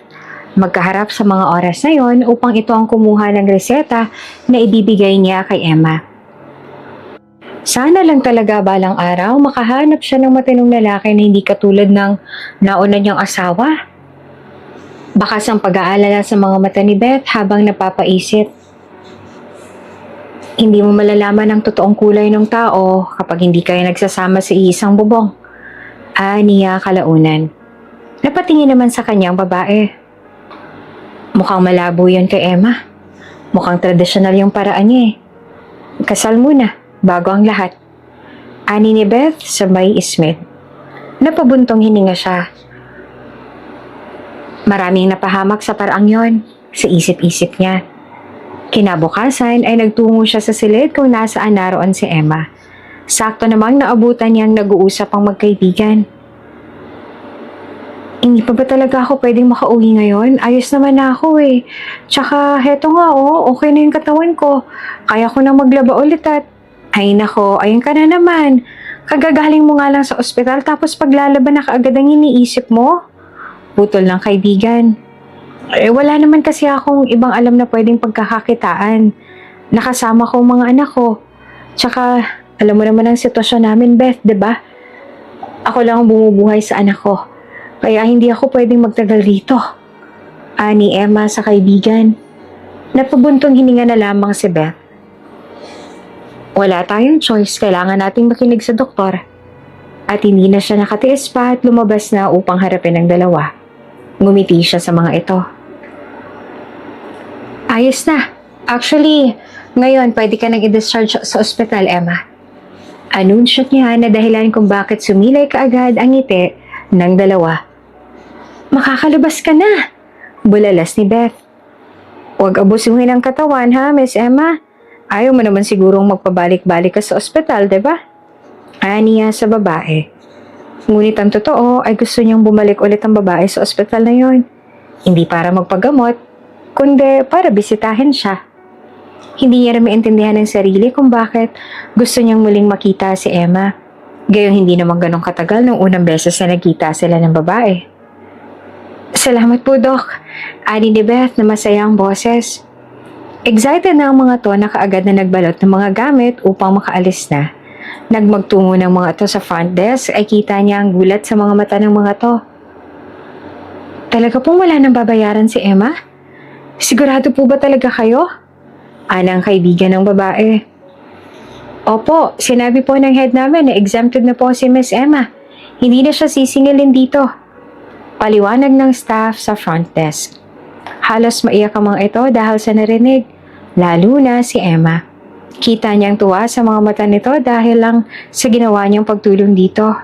Sakto naman at break time na ng lahat kaya bumaba na muna siya sa parking lot at pinatunog ang isa sa sasakyan niyang nakapark doon. Kaagad siyang umibis sa sasakyan upang paandarin kaagad iyon. Pagkalabas niya ng parking, saktong natanaw niya ang dalawang babaeng nakatayo sa gilid ng kalsada at naghihintay ng papasaherong jeep. Kaya lang punuan ng mga oras na yon kaya huminto siya sa harapan ng mga ito. Sumakay na kayo. Baka mas lalo kayo mahirapan sa jeep lalo na't dala niyo ang dalawang bata. Aniya na makapark sa harapan ng mga ito. Emma, ani Beth na humingi pa ng permiso sa kaibigan. Kalaunan ay ngumiti si Emma tumango. Pumasok sa loob ang dalawa at kaagad niyang pinaandar patungo sa address na sinabi ng dalawa. Kaya lang, saktong pagdating nila sa address ng dalawa, ay nagulat si Emma nang makitang nakalabas ng mga gamit nito. Bakit nakalabas ang maleta namin? Nag-aalalang pumasok ang babae. Isang babaeng nakasuot ng pang-opisina ang sumalubong sa kanila, kasamang may-ari ng paupahan. Titibagin na ang bahay na to sa susunod na araw. I-relocate na ang lahat. Babayaran nila lahat ngayon ng mga bahay rito, kaya nilabas ko ng mga gamit mo para hindi ka na mahirapan pa. Paliwanag ng may-ari ng paupahan. Hindi po ba pwedeng ngayong gabi lang po dito po muna kami ng kambal ko Wala po kasi kaming mauuwian at kalalabas lang namin ng ospital. Pinagmasdan niya si Emma habang nagmamakaawa ito sa babae. Kaya lang hindi talaga raw pwede dahil hanggang ngayon lang daw ang deadline at dapat bakante na daw lahat ng mga bahay roon sa araw na yon. Napansin niyang balak pang subukan ni Emma ulit na makiusap pero hinawakan niya ito sa kamay. Emma, tama na yan. Saway niya. Kalaunan ay napabuntong hininga siya. Pwede ka munang tumira sa bahay ko. Gulat na napalingon sa kanya ang dalawa. Halatang hindi inaasahan ang sabihin na iyon. Kahit siya hindi rin inaasahan na bigla siya mag-o-offer sa babae. Siguro kasi naaawa siya habang pinapakinggan ito. Mas mabuti nga rin po yan, Doc. Lalo na't may anak po tong friend ko. Kawawa naman kung isasama pa siya sa paghahanap ng bagong malilipatan. Biglaan din kasi tong demolition nila. Akala ko next month pa. Nagbago yata ang desisyon ng may-ari. Ani pa ni Beth. Pero Beth, ani Emma na bakas ang pag-aalala sa mukha. Sumama ka na kay Doc. Mabuting tao naman si Doc. Huwag kang mag-aalala. Tsaka sure akong hindi kanya pababayaan sa kanila. Diba, Doc? Kinikilig na binalingan ni Beth ang doktor. Saglit naman niyang napanganga sa gulat at tumango na rin kalaunan. Aha, oo. Gulat na sagot naman ito. Sa huli ay sila na ni Emma ang magkasama sa pag-uwi. Isinakay niya na rin ang sasakyan niyang babae. Halatang nahihiya at medyo nag-aalangan pa si Emma habang magkasama silang dalawa. Pasensya na po sa abala, Doc. Ngayon na po talaga ako hihingi ng huling pabor sa inyo. Promise po, huli na po talaga to. Ani Emma na hindi naman makatingin sa kanya. Gumiti lang siya. It's okay, Emma. You can always ask me anytime. Parati akong tumutulong sa mga kakilala ko. Pwede kayong tumira sa bahay hanggat gusto mo. Ilang beses na nagpasalamat pa ang babae at tila hindi ito napapagod na magpasalamat sa kanya. Natawa na lang siya. Emma, where are you going? Natigilan siya sa may pintuan nang marinig ang boses ni Doc Arvian. Tuwing umaga ay umaalis siya upang maghanap ng malilipatan. Nahihiya na siya sa doktor dahil dapat 1 buwan lang siya roon pero umabot na siya ng 2 buwan. Dadalhin mo ang mga bata? I can call my maid to buy it instead. Mahihirapan ka. Ani ng doktor na may pag-aalala sa mga mata.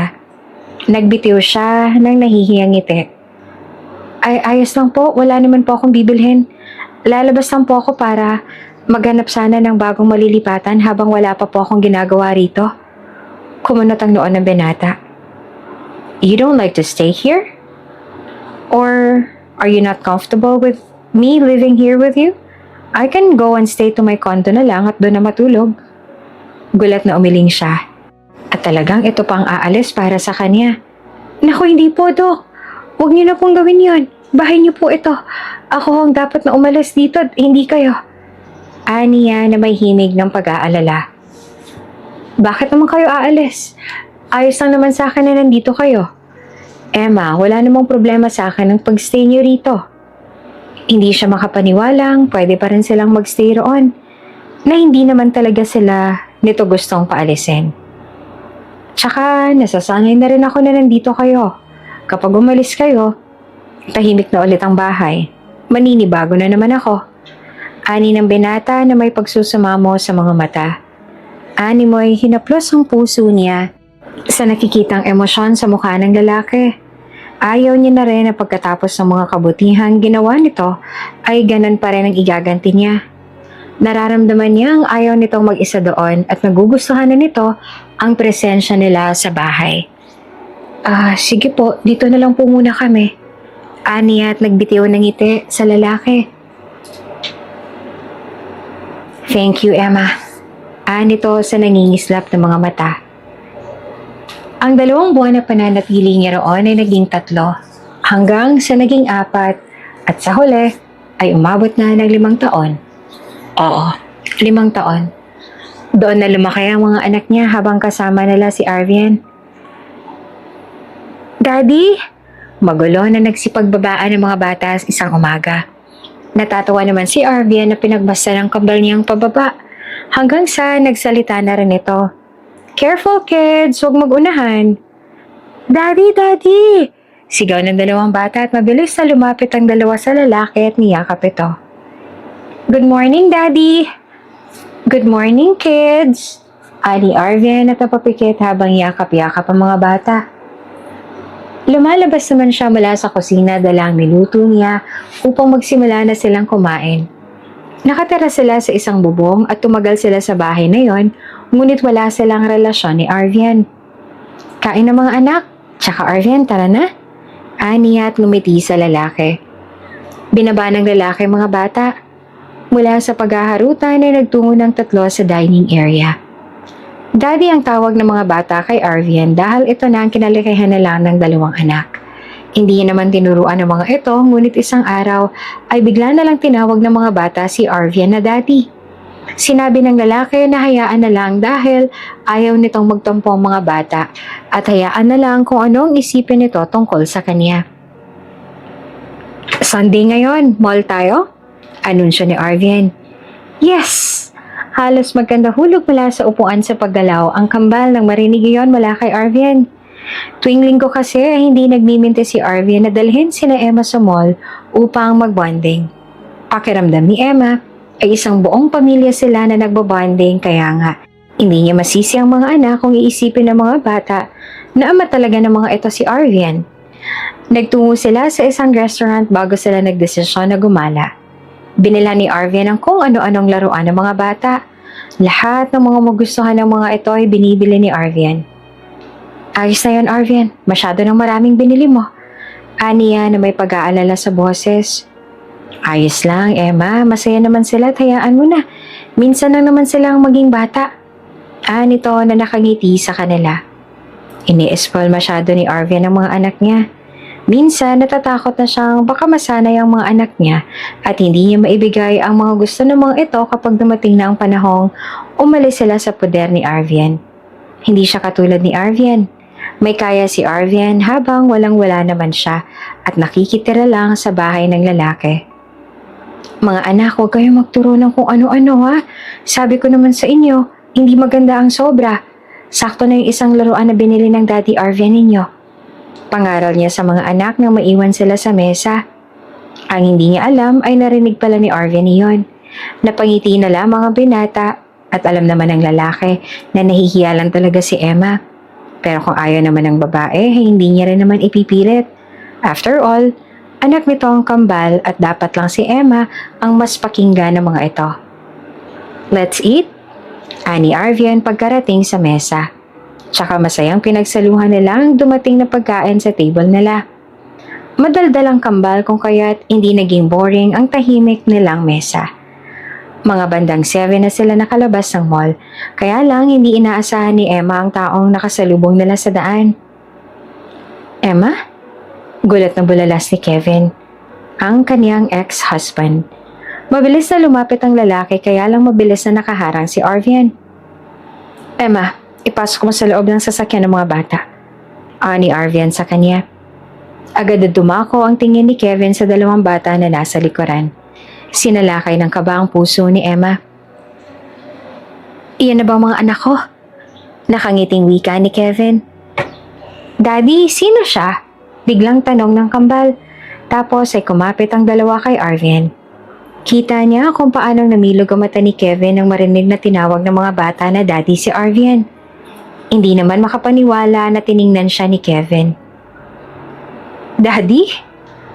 Ako ang ama nila tapos itong isang to. Manahimik ka nga, Kevin.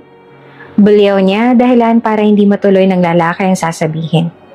Hinila niya ang mga anak papasok sa loob ng sasakyan. Dito lang kayo, aniya sa mga bata. May pagtataka sa mga mata ng mga ito. Tsaka isinarado niya ang pinto. Binalikan niya si Arvian at Kevin na nakaharang pa rin si Arvian at handa nang saktan si Kevin oras na magpumilit itong manggulo. Hinawakan niya ang braso ni Arvian upang hayaan muna siyang harapin si Kevin. Anak ko, pinaangkin mo sa iba? Natatawang sambit ni Kevin. Nagbitiw siya ng sarkastikong ngisi sa lalaki. Kailan ka pa naging ama sa kanila? Baka nakakalimutan mo ang sa ating dalawa. Ako ang may mas karapatan sa mga bata. Annulled na tayo at wala ka ng karapatan sa amin. Talaga ba? Ani Kevin sabay baling kay Arvin at gumising na may panunuya. Tanggap mong isang to kahit may anak na. Nilawayan ko na to eh. Namumulot ka ba ng kalat ko? Nagtagis ang bagang ni Arvin. What the hell are you saying? Hindi ganun si Emma. Baka magsawa ka rin sa kanya. Kaya ko nga yan hiniwalayan eh. Dahil boring siya. Tapos pinulot mo. Hindi na natapos si Kevin ang sasabihin nang dumapo ang malakas sa suntok ni Arvin sa pagmumukha nito.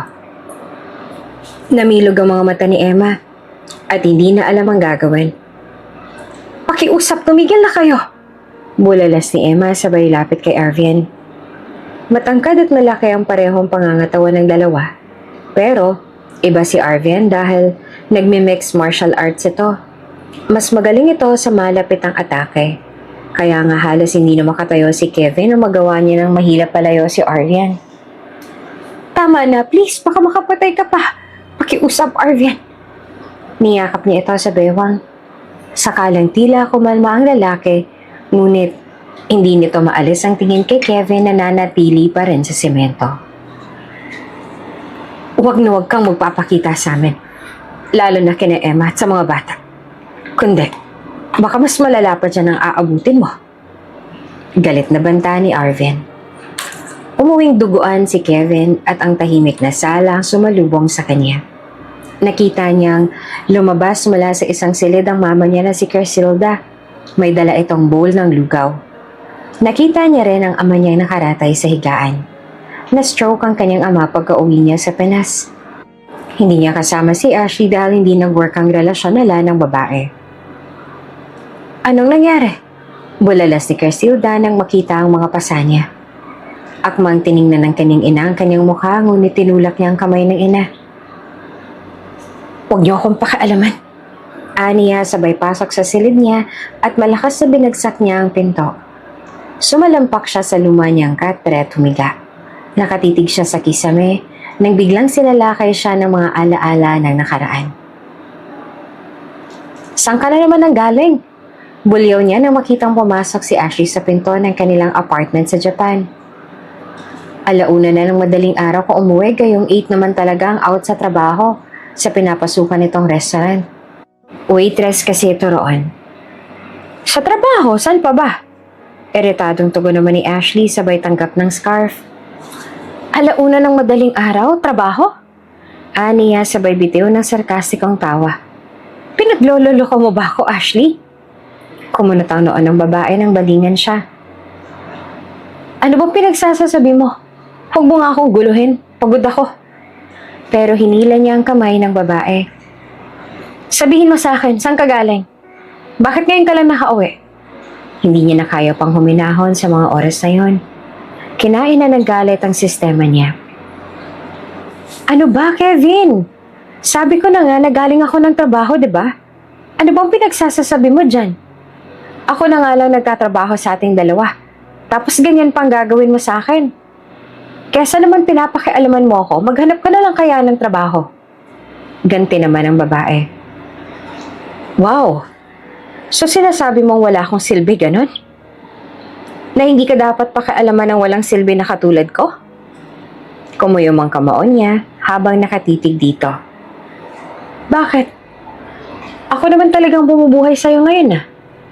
Kaya tama ka. Wala ka talagang silbi. Kung sana, hindi ka tatamad-tamad dyan at kumilos ka. Hindi na natapos ni Ashley ang sasabihin nang itulak niya ito kaya't natumba ito sa sahig. Talaga ba? Kesa naman sa'yo na baog. Kung may walang silbi man sa bahay na to, ikaw lang yon. Nanilisik ang mga mata ang sinabi niya iyon. Kita niyang nasaktan si Ashley sa sinabi niya. Kaya lang, wala siyang pakialam. Akala mo ba hindi ko alam na may kinakalantari kang lalaki sa trabaho mo? Ang problema, alam niya ba na baog ka? Na hindi ka magkakaanak? Mabilis na tumayo si Ashley at sinampal siya. Manahimik ka. Baliw nito, nainis. Ngumisi siya ng balingan ng babae. Kaya tayo naghiwalay noon dahil sa kakatihan mo. Hindi ka maperme sa iisang lalaki. Nung tinanggap ulit kita at pinili kesa kay Emma, inakala ko nagbago ka na. Malandi ka pa rin pala. Aniya na nakangisi pa rin. Parang gusto ko magsisi. Iniwan niyang babae sa Japan at bumalik ng Pinas. Nanatili siya sa Pinas at naging tambay na lang. Nawala na siya ng ganang maghanap ng trabaho hanggang sa bigla na lang na-stroke ang kanyang ama habang namamasada ng jeep. Kaya ang kanyang inang nag-asikaso rito. Yung laman ng kanyang bank account ay nasaid na dahil sa maintenance ng kanyang ama. Halos gumapang na sila sa hirap at ang bahay na lang ang natira na pag-aari nila. Anak, gamutin natin ang sugat mo. Ani ng kanyang ina na pumasok sa silid. Inayos ng inang basin at sinimulan ng linisin ang sugat niya. Nakita ko si Emma kanina. Pag-amin niya sa ina, namilog ang mga mata ng ginang. Nakita ko rin ng mga anak namin. Kamukhang kamukha ko sila. Kaya lang, ang bisit ng doktor na yun ang tinawag nilang daddy. Ha! Nagbitiw siya ng sarkastikong ngisi. Ibig sabihin, mayaman ang bagong karelasyon ngayon ni Emma? Nanatiling gulat ang mukha ni Cresilda. Talagang doktor ang ipinalit niya sa isang hampas lupang tulad ko. Aniya na mas lalong nanliit sa sarili. Huwag kang magsalita ng ganyan, anak. Mas magaling ka kaysa roon. Pagkumbinsi naman ng kanyang ina sa kanya. Kumuyom ang kamao niya nang maalala ulit ang tagpo kanina. Malaki na ang ipinagbago ni Emma. Hindi niya lubos akalaing gumanda pa lalo ang babae. Naaalala niyang iyon ang dahilan kaya niya niligawan si Emma. Naging losyang ang babae nung nabuntis. Ngunit ngayon ay parang gusto niya nang bawiin ulit ito. Iginagamot ni Emma ang kamao ni Arvian. May sugat ito roon at nag-aalala siya baka ma-infeksyon pa. Doktor ito pero wala itong pakialam sa sugat sa katawan nito. Nakatitig sa kanya ang lalaki habang ginagamot niya ang sugat nito. Oh, ayan, tapos na. Aniya matapos malagyan ng cast ang kamao nito. Hindi siya kasing galing nito maglagay niyon pero at least nagamot niya na. Sana pala hindi na lang muna tayo nagpunta sa mall ngayon. Kasalanan ko kung bakit niyaya ko pa kayo. Hindi na sana nangyari yon. Ani Arvian at napabuntong hininga. Ayos lang. Huwag magsisihin ng sarili mo, Arvian. Nangyayari talaga ang mga hindi inaasahang pagkakataon. Hindi mo naman kasalanan nakasalubong natin si Kevin kanina. Nagkataon lang yun. Pag-aalo niya sa lalaki. Kamusta nga pala mga bata? Baka nakita na lang nangyari kanina. Hindi nila dapat makita yon. Nito na may pag-aalala pa rin sa mga mata. Hindi nila nakita, huwag kang mag-alala. Naglalaro lang sila sa loob pagkabalik natin sa van kanina. Aniya. Akmang tatayo na siya para ibalik sa pinagkuhanan niya ng first aid kit. Ngunit bigla na lang siyang hinawakan ni Arvian sa kamay. Bakit? Aniya na nagtataka at bumalik sa pagkakaupo sa kama nito. Ilang beses itong lumunok bago nagsalita. Siya pa rin ba? Anito na ang tinutukoy ay si Kevin. Kaagad siyang umiling. Matagal na ako naka-move on sa kanya.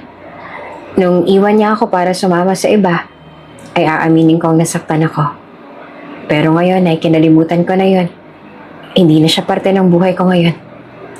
Napangiti siya ng papagtantong hindi na mahirap sa kanyang banggitin ang pangalan ni Kevin. Hindi tulad noon. Ibig sabihin nun ay talagang naka-move on na siya at nagawa ng alisin sa landas niya ito. Humigpit ang hawak ni Arvian sa kamay niya matapos ni iyong sabihin. Minsan iniisip kong baka dumating ang panahon na kunin niya kayo sa akin. Tapos sumama ka at iwan niyo ako. Natigilan siya nang marinig iyon mula kay Arvian. Anong ibig mo sabihin? Nagugulo ang tanong niya. Emma, I think I love you. Anito na may pag-aalangan sa boses. Napanganga siya. Kaagad na nagwala ang puso niya nang sabihin niyo ni Arvian. Hindi siya kaagad nakapagsalita. Parang napipi siya sa nalaman niya. The first time I saw you on my medical mission was unforgettable.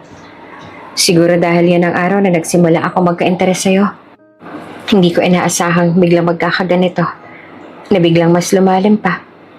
Hanggang sa natagpuan ko ang sarili kong minamahal na kita, Emma.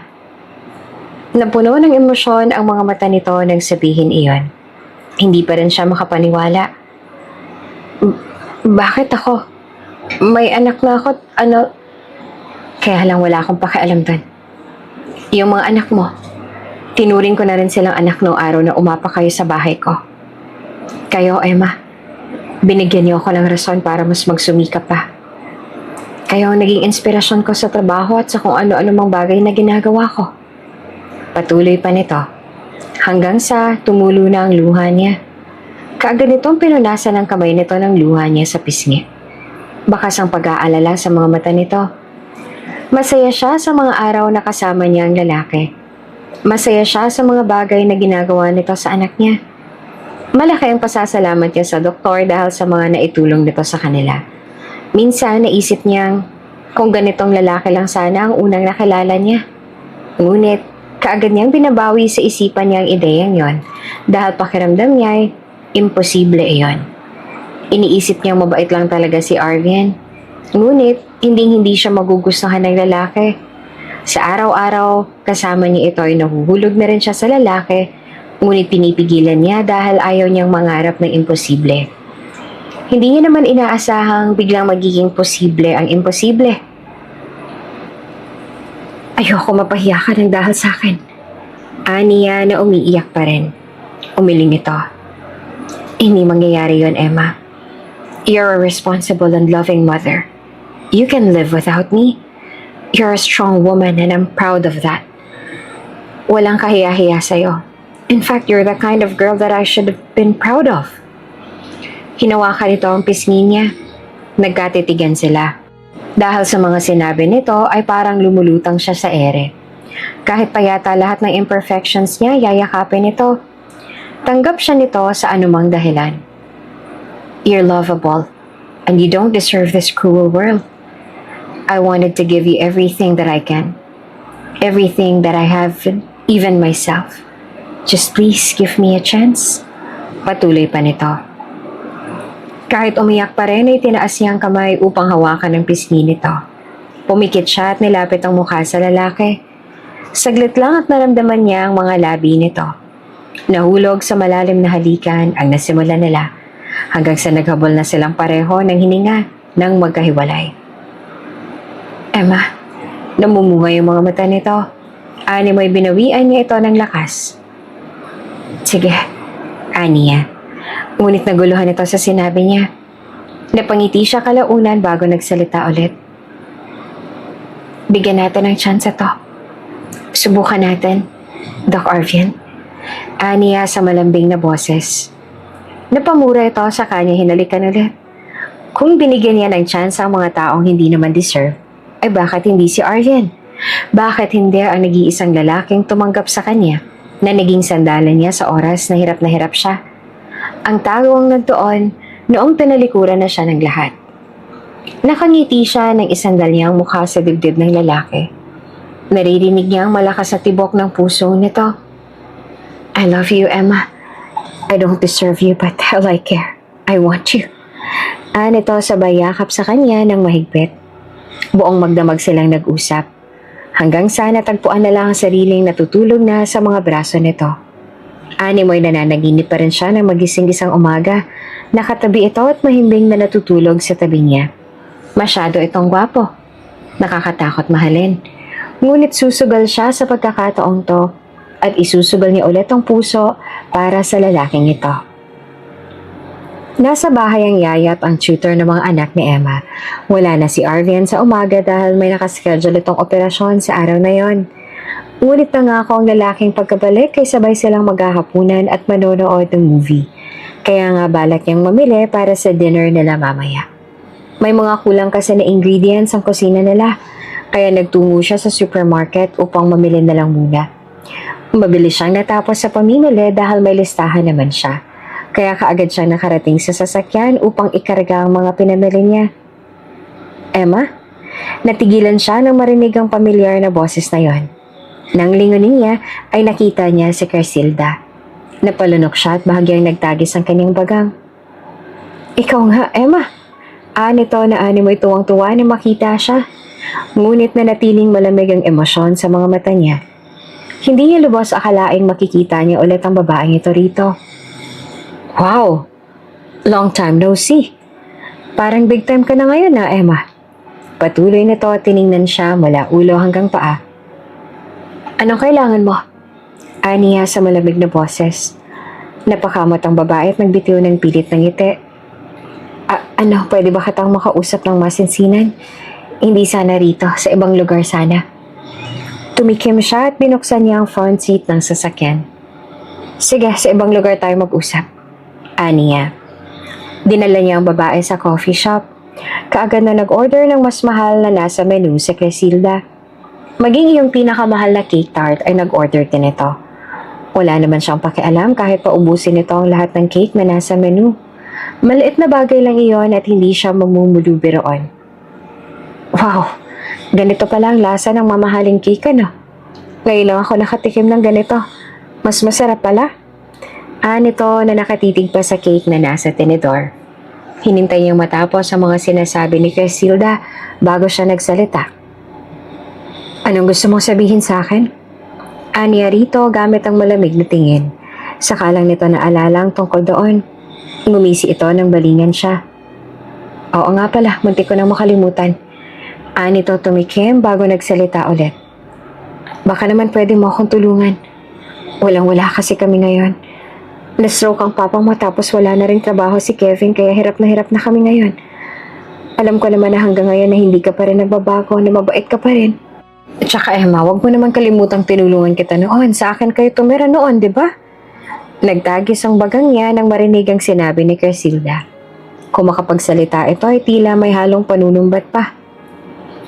May pinagsamahan naman tayo at ako ang lola ng mga anak mo. Hindi mo naman pwedeng basta na lang kaming kalimutan. Nagsisisi na si Kevin sa mga nagawa niya sa'yo noon at maging ako rin. Kaya sana kahit ngayon lang tulungan mo kami. Alam kong big time na yung bago mo ngayon. Sure akong maliit na bagay lang kung tutulungan mo kami, di ba? Ni Crisilda na nakangiti pa. Kahit pa sinabi nito nagsisisi na ito ay mukhang hindi naman yun ay nakikita niya. Mukhang mataas pa rin ang pride ng babae kahit na hirap na ito. Hindi katulad noon. Oversized na t-shirt na luma ang suot nito ngayon. Wala na ring makeup ang mukha at hindi na kasing bango katulad noon si Crisilda. Dati puro pagpapaganda lang ang inaatupag nito. Ngayon ay mukhang napabayaan na nito ang sarili. Nagtagis ang bagang niya nang titigan sa mga mata si Crisilda. Nabitiw siya ng tipid ng ngiti bago nagsalita. Tama ka. Dapat hindi ko nga kayo kalimutan. Gaya ng sabi mo, may pinagsamahan naman tayo. Niya habang nakangiti. Nakita niya kung papaanong nagliwanag ang mukha ni Crisilda. Sabi na nga ba napakabait mo rin talaga Emma. Alam mo ba, bagay na bagay talaga kayo ng doktor na yon. Mabuti na lang at nakilala mo siya. Ni Crisilda habang panay ang ngisi. Oo, mabait po talaga ako sa lagay na to, Crisilda. Kaya nga tutulungan kita. Kaya lang sana pagbigyan mo rin ako sa hilingin ko. Kung gusto mong tulungan kita. Niya na nakangiti sa babae. Ano yun? Kahit ano Emma, maaasahan mo ako. Nagtaas pa ng kamao si Crisilda.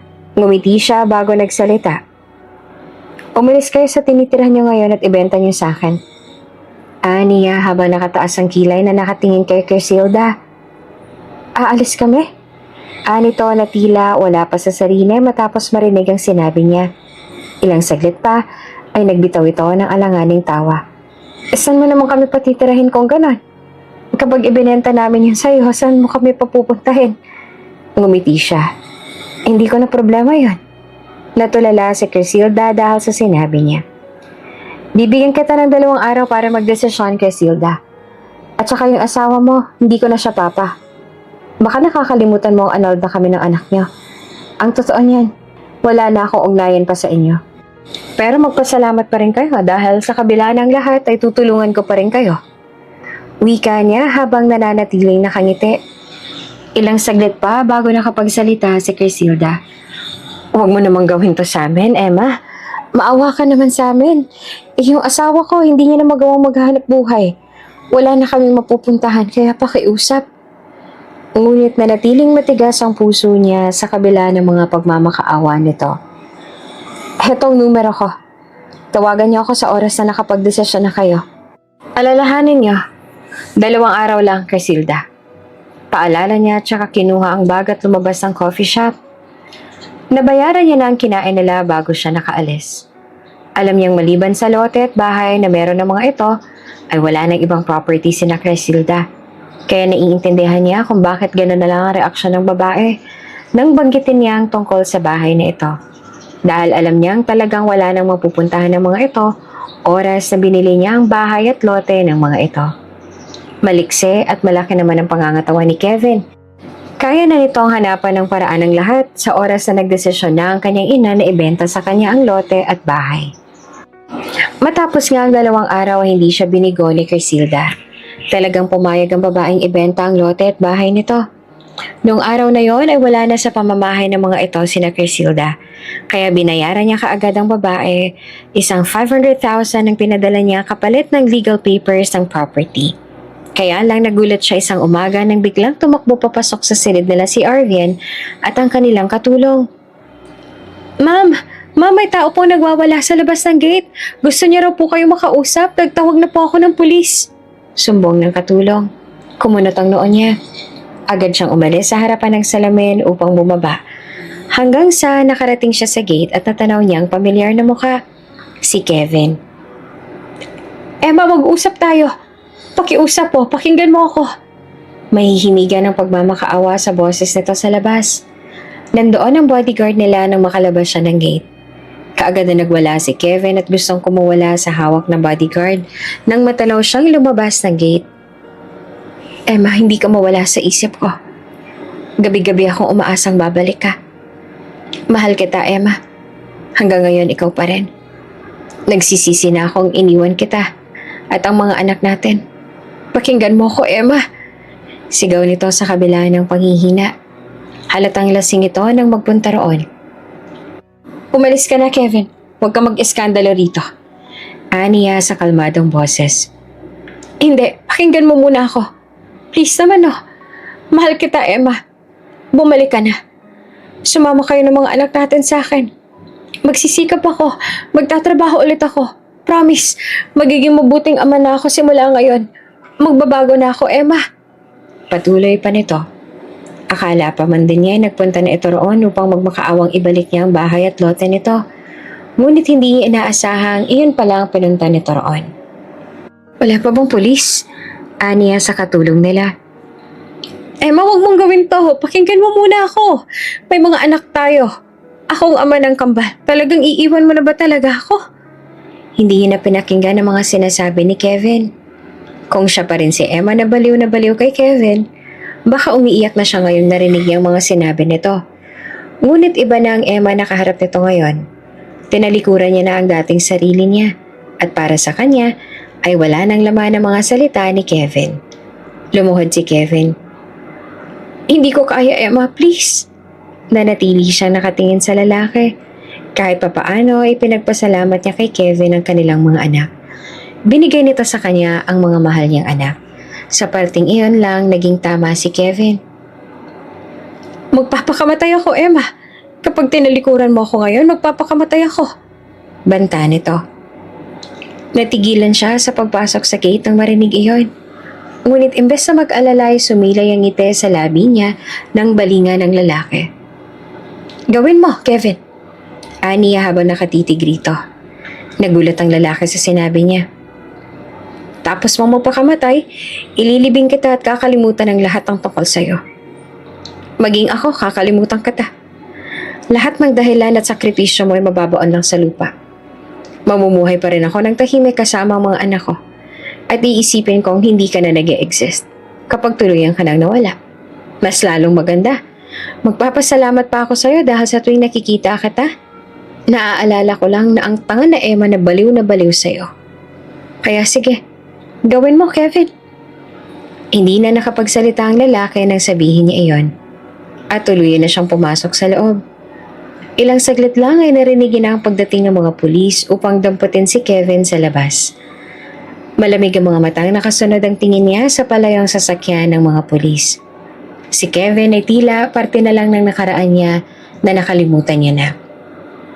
Kung hindi ito sumulpot sa bahay nila at ng gulo, ay tuluyan niya na itong maaalis sa sistema niya. Wala na siyang ibang nararamdaman pa sa lalaki. Purong iritasyon at kalamigan na lang ang sumalakay sa puso niya nang makita ito kanina.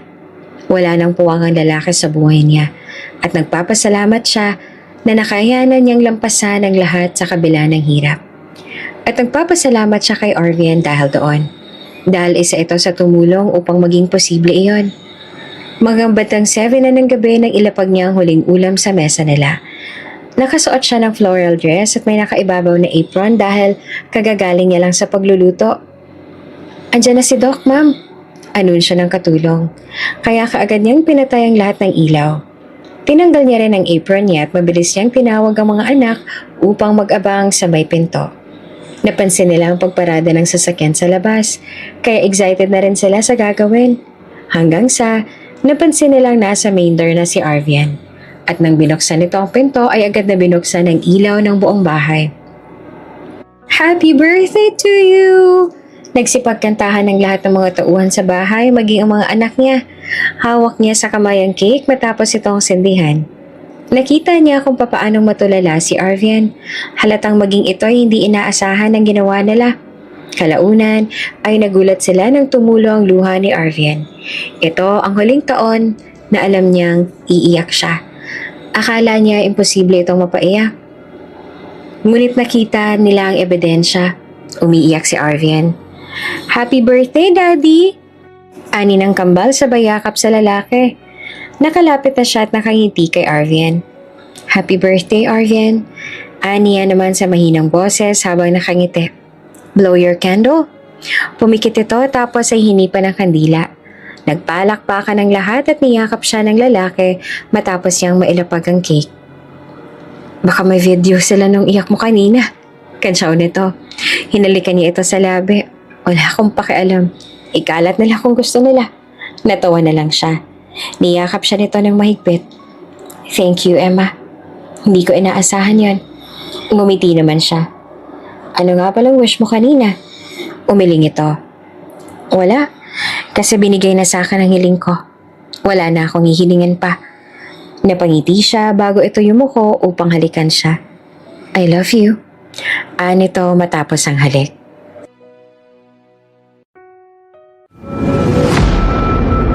Kung bago ka pa lang sa channel na ito, Ate Jane TV, huwag kalimutang pindutin ang notification bell and subscribe button. Sana po hindi naman malaking abala sa inyo ang pagpindot ng subscribe button dahil ang kapalit po nito ay ang pagsuporta para makapag-produce ng mga libreng stories sa mga channels ni Ate Jane. Maraming salamat! Mamimiss kita, babe. Ani Ashley sa bayan.